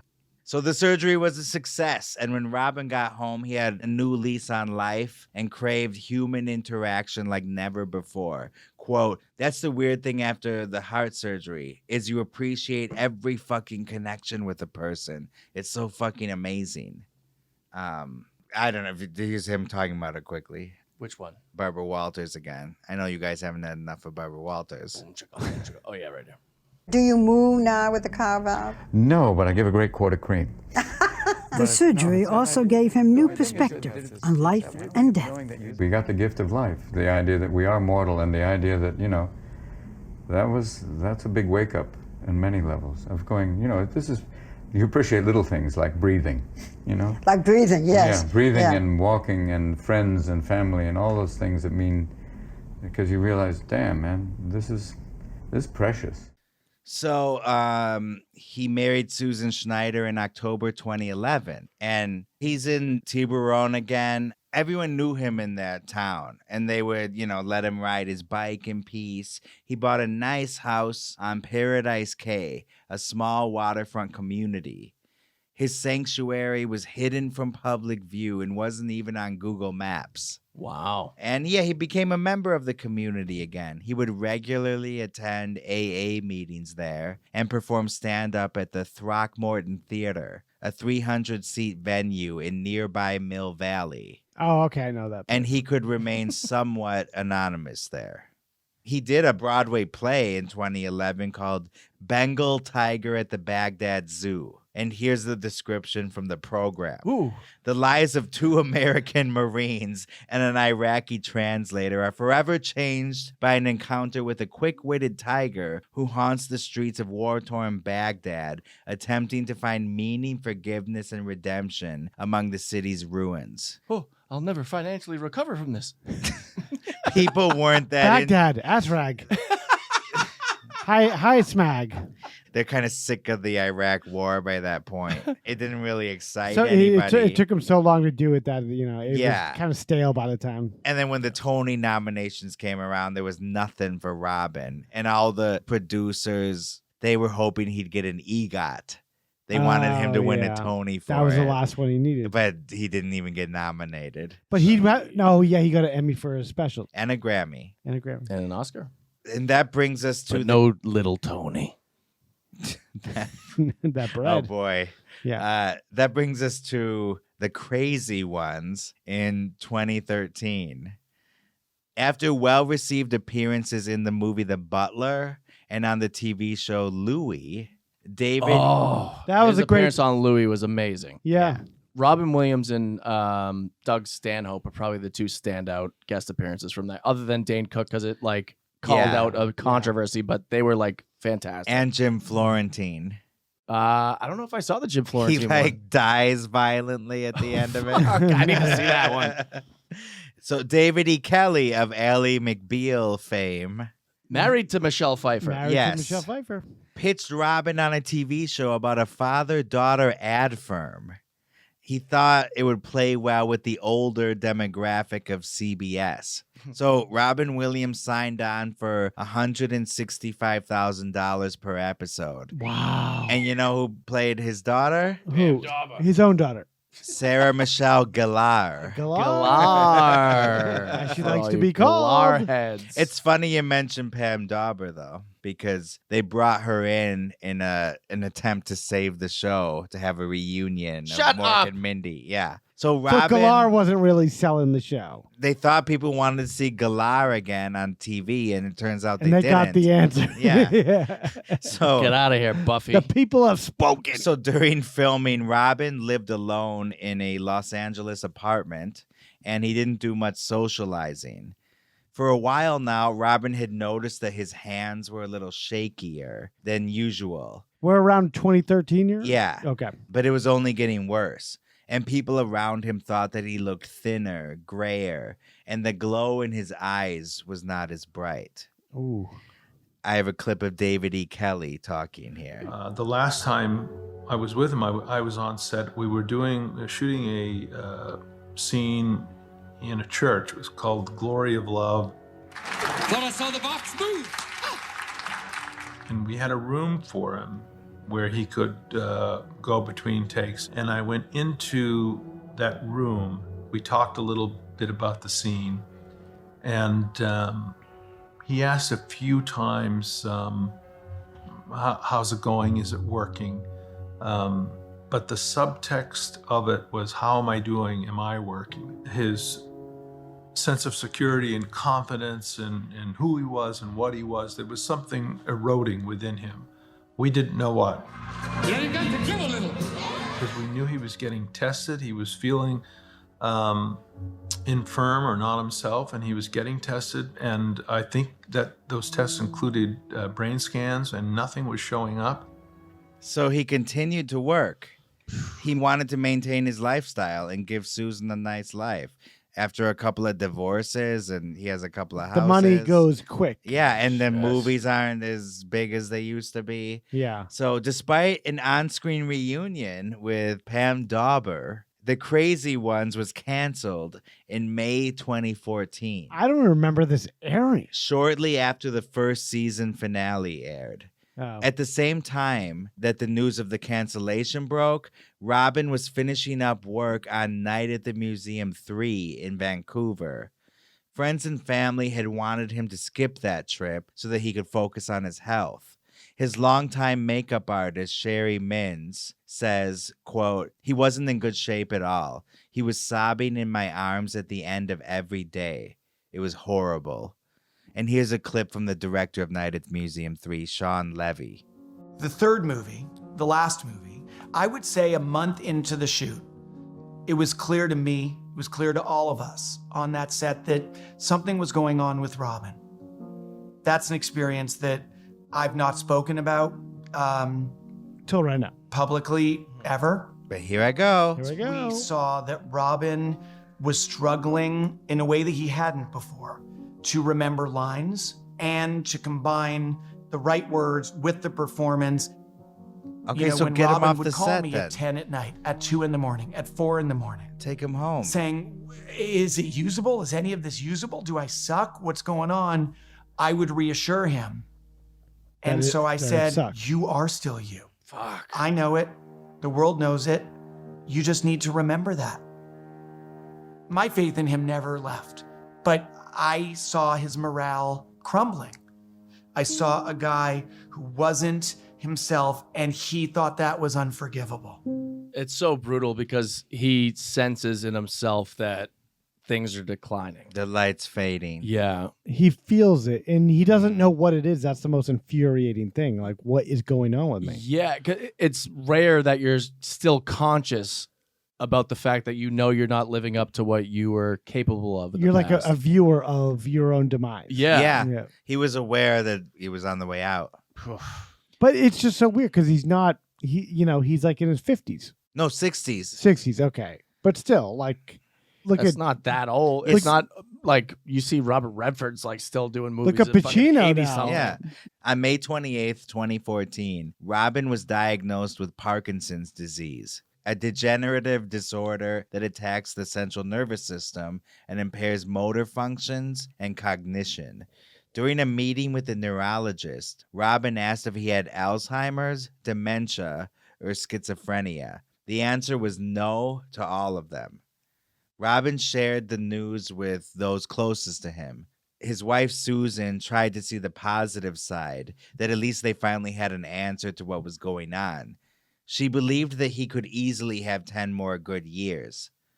Robin was plagued with terrible depression and regret as his condition worsened.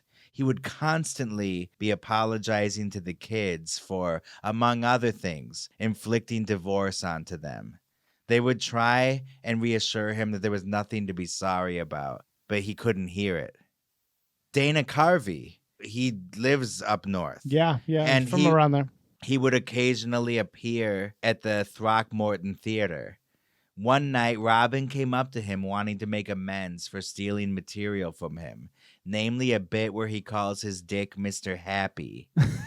Carvey told him that he didn't think it was his idea, and the conversation ended awkwardly. Dana Carvey realized later that he probably just should have said, "Oh, thank you," instead of trying to challenge him on that, because Robin didn't believe him when he said that. Don't worry about it. You didn't steal it from me. Yeah.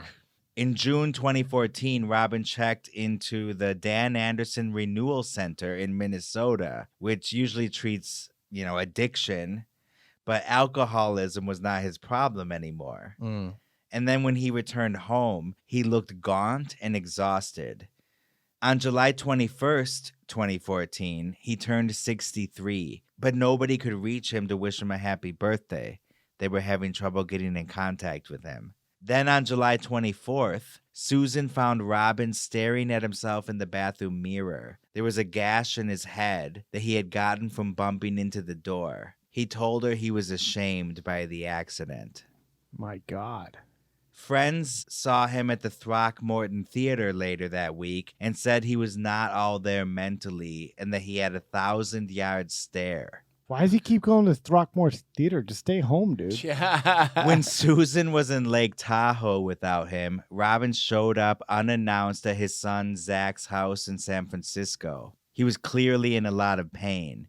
Zach and his wife tried to get him to stay for the night, but he left anyway. Another night, a neighbor named John Hepper saw Robin hanging out outside around 9:30 p.m. by himself. "I really needed a hug," he told him, and then he started to cry. On August 4th, 2014, Robin went for a bike ride with friends. They recalled that he looked very thin and was totally out of it. He kept passing through the lanes, and he would turn around and ask, What time you got, boss? About every 30 seconds. Most nights, Robin had trouble sleeping and would thrash around in bed. He would experience delusional looping and heavy paranoia, often calling and texting people at very odd hours, and being concerned when he didn't hear back from them right away. He would text someone at 3 a.m. like, where are you? What's up? Yeah. They'd be sleeping. And be freaked out. Yeah, and he'd that be they're freaked not. out. Oh, we have to go save them. Ugh. And when Susan and Robin decided to start sleeping in separate bedrooms, he looked at her sadly and asked, does this mean we're separated? Jeez, it's like a kid now. Yeah. And then on August 10th, 2014, Robin is worried that their collection of luxury wristwatches is in danger of being stolen. So he stuffs them in a sock and then drives over to his close friends Rebecca and Dan Spencer's house about 2 miles away for safekeeping. Rebecca is his longtime assistant, and Dan is the one that had the cameo in Mrs. Doubtfire as a chef. Yes. So Robin returns home and warmly offers Susan a foot massage. But this particular night, she says she's all right. Thanks anyway. They say goodnight, my love, to each other, and he leaves for his room. Sometime later, Robin is rummaging through the closet and leaves with an iPad to do some reading. Susan thinks this is a good thing because he hasn't done that in months. She figures the medication is working. Around 10:30 p.m., he heads to his bedroom again, which is on the other side of the house. The next morning, Robin is still sleeping when Susan gets up and going. She figures he's getting some much-needed rest. Rebecca and Dan Spencer then come over to the house, and Susan leaves to run some errands. Around 11 a.m., Rebecca and Dan become concerned that Robin hasn't woken up yet. Rebecca slips a note under the door, but there's still no response. About 45 minutes later, Rebecca texts Susan to say that she's going to try and wake him up. Dan goes to look for a step stool to try to look through his window. Rebecca ends up opening the door with a paper clip. She's horrified to discover Robin's lifeless body. He had hanged himself with a belt, and he's dead. Oh my God. And we have a clip of Susan Schneider talking about that morning. We'd been meditating every morning together, so when I got up and he wasn't up yet, I thought, oh my God, the door's still closed. He's sleeping. He's sleeping. This is really good. His assistant showed up because they had some work stuff to go over, and I had to take off, and I just told her, I said, just, text me when he's awake. And then I got a text saying, he's not up. What should I do? I just knew there was something terribly, terribly wrong. That wasn't right.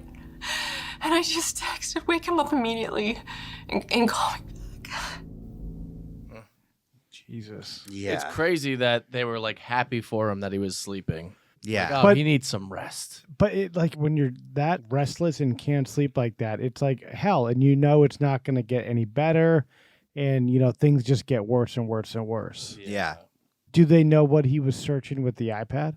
Is it like ways to hang yourself or something? Okay. That I know he didn't look anything up like that. He was looking up side effects of the Parkinson's medication he was taking. That's it. Okay.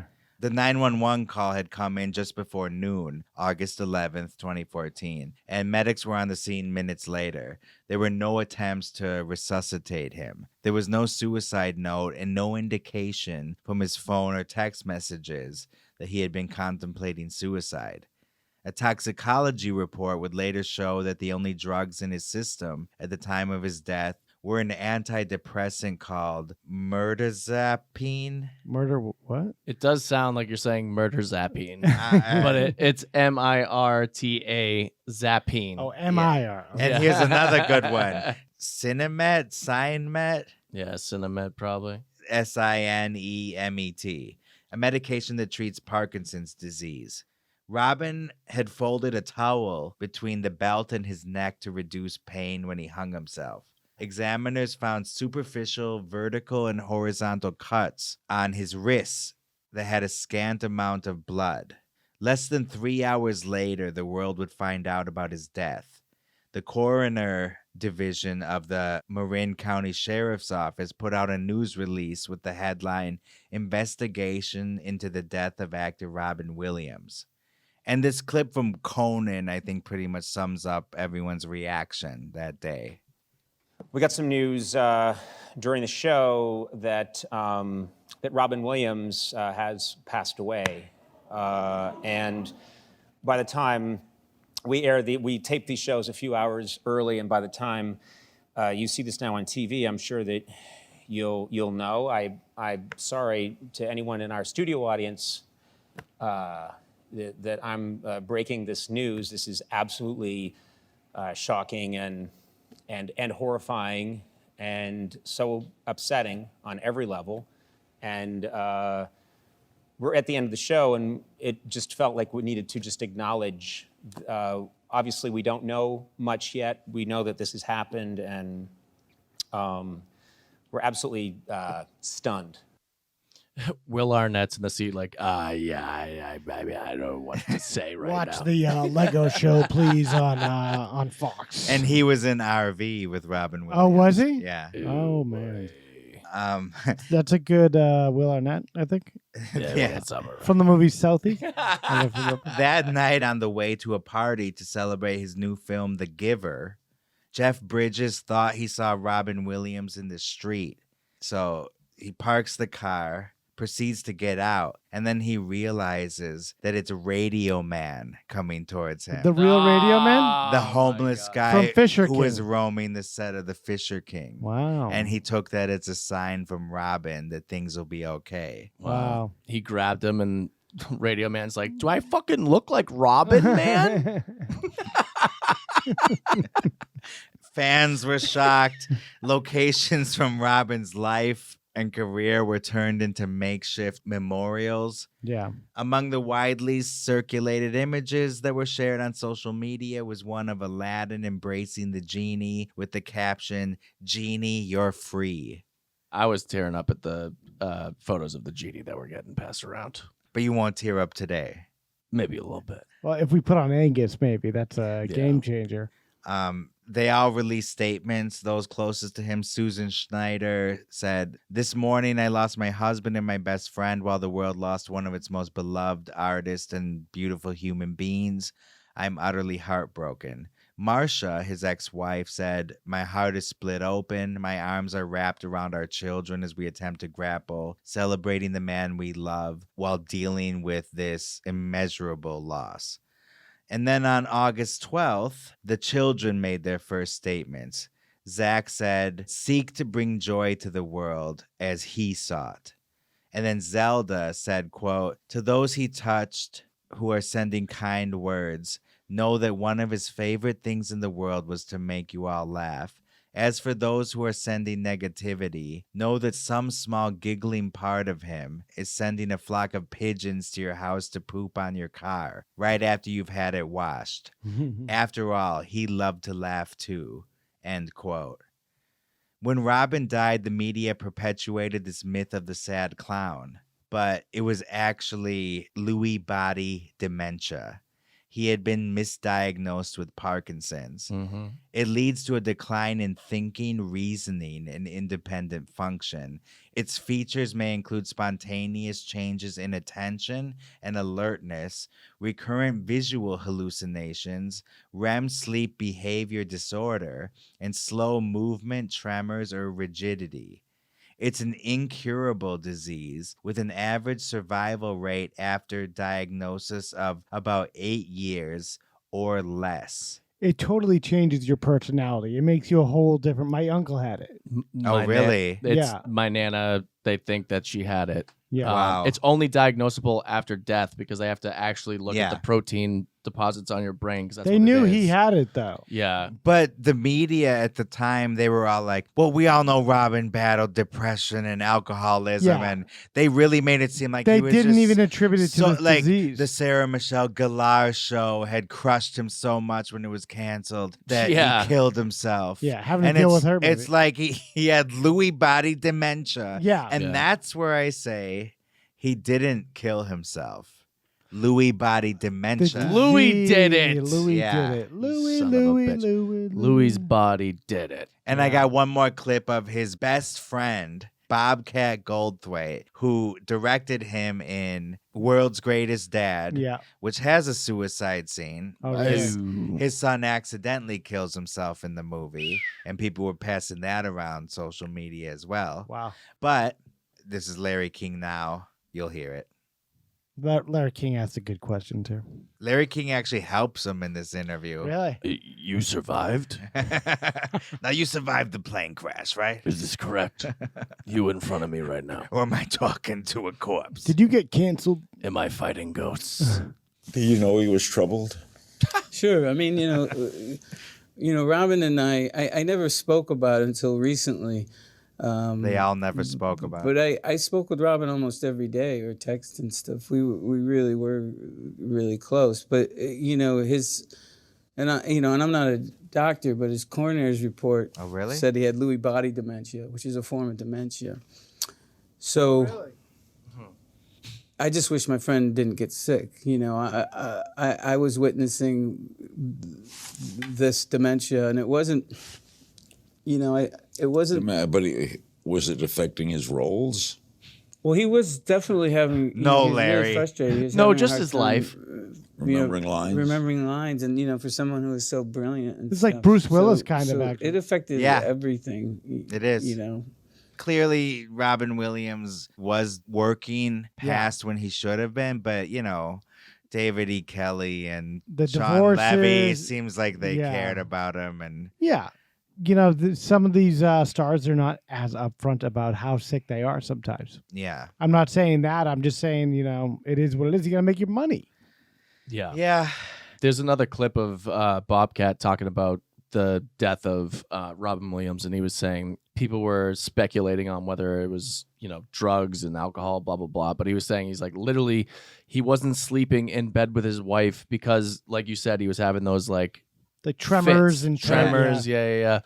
And he's like, he was upset thinking that he would hit his wife in bed. Oh, really? And it was like one of the major things that contributed to him being like, dude, I got to get out of here. Yeah, because people were throwing out crazy quotes that he said, like, it's, you can feel the most alone around a lot of people or something exactly. like that. And that wasn't it at all. Or that he was the jester that was tired of making everybody smile. Yeah, and nobody ever made him smile. The media tries to spin this narrative and make it something that it's not, and Exactly. that's all they do. Bunch of punks. Yeah. R.I.P. Robin Williams. Yeah. Rest in peace. Good guy. Man. Final thoughts. Final thought. You can check out. People say what you will about Louis, but check out that episode with him and Robin Williams because there's some good stuff in there. So good. I would like to leave with like a legacy note of Robin Williams, but I'm gonna leave with I think everybody should look up on YouTube. Someone made a bunch of clips of Mrs. Doubtfire into a horror movie trailer, and it's actually terrifying. Go check that out. Not the note I expected. You never know what you're gonna get here. No, especially with me. Yeah. Do you guys see this photo? Yeah. Lean in a little. Can you hear that? Seize the day. You fucker. We actually leaned in. Oh my God. Carpe Diem. Make your lives extraordinary. Right now, Alejandro's standing on his desk here of the podcast studio. So just a heads up. You two did lean in excitedly. Yeah, we really. Well, I didn't know we were having a serious moment here. Yeah, it was a very serious moment. Yeah. And it was a non-audio gig. I know. Gag. Gag. Yeah, and Alejandro's just we're just about to wrap up and kind of in a sad, kind of emotional state. And Alejandro's fucking with us. Yeah. Actually, I meant that seriously. Okay. That was kind of a nice tribute, I thought, to Robin Williams. All right. Him telling us to seize the day. We'll put a poll up on the Instagram. We'll let people decide. We'll let the listeners decide. In fact, it's rather brilliant. Yeah. Well, if you do say so yourself. Yeah. I think this is the clip that I wanted to play for this. All right, go ahead. Is this going to be the last thing we put on? We're already 6 hours. Yeah, I would God. Calling Orson. Come in, Orson. This is it. I don't know how much value I have in this universe, but I do know that I made a few people happier than they would have been without me. And as long as I know that, I'm as rich as I ever need to be. R.I.P. Robin Williams. Don't go dying on us. Yeah. Like and subscribe anywhere you get your podcasts. Thank you for sticking around for part 2. Or 3. Or 3. Or 5. Yeah. We got it all. All right, guys. We'll see you next week. Bye. Bye. So I'll catch you on the rebound, your magnitude. Until next week. Nanu. Nanu.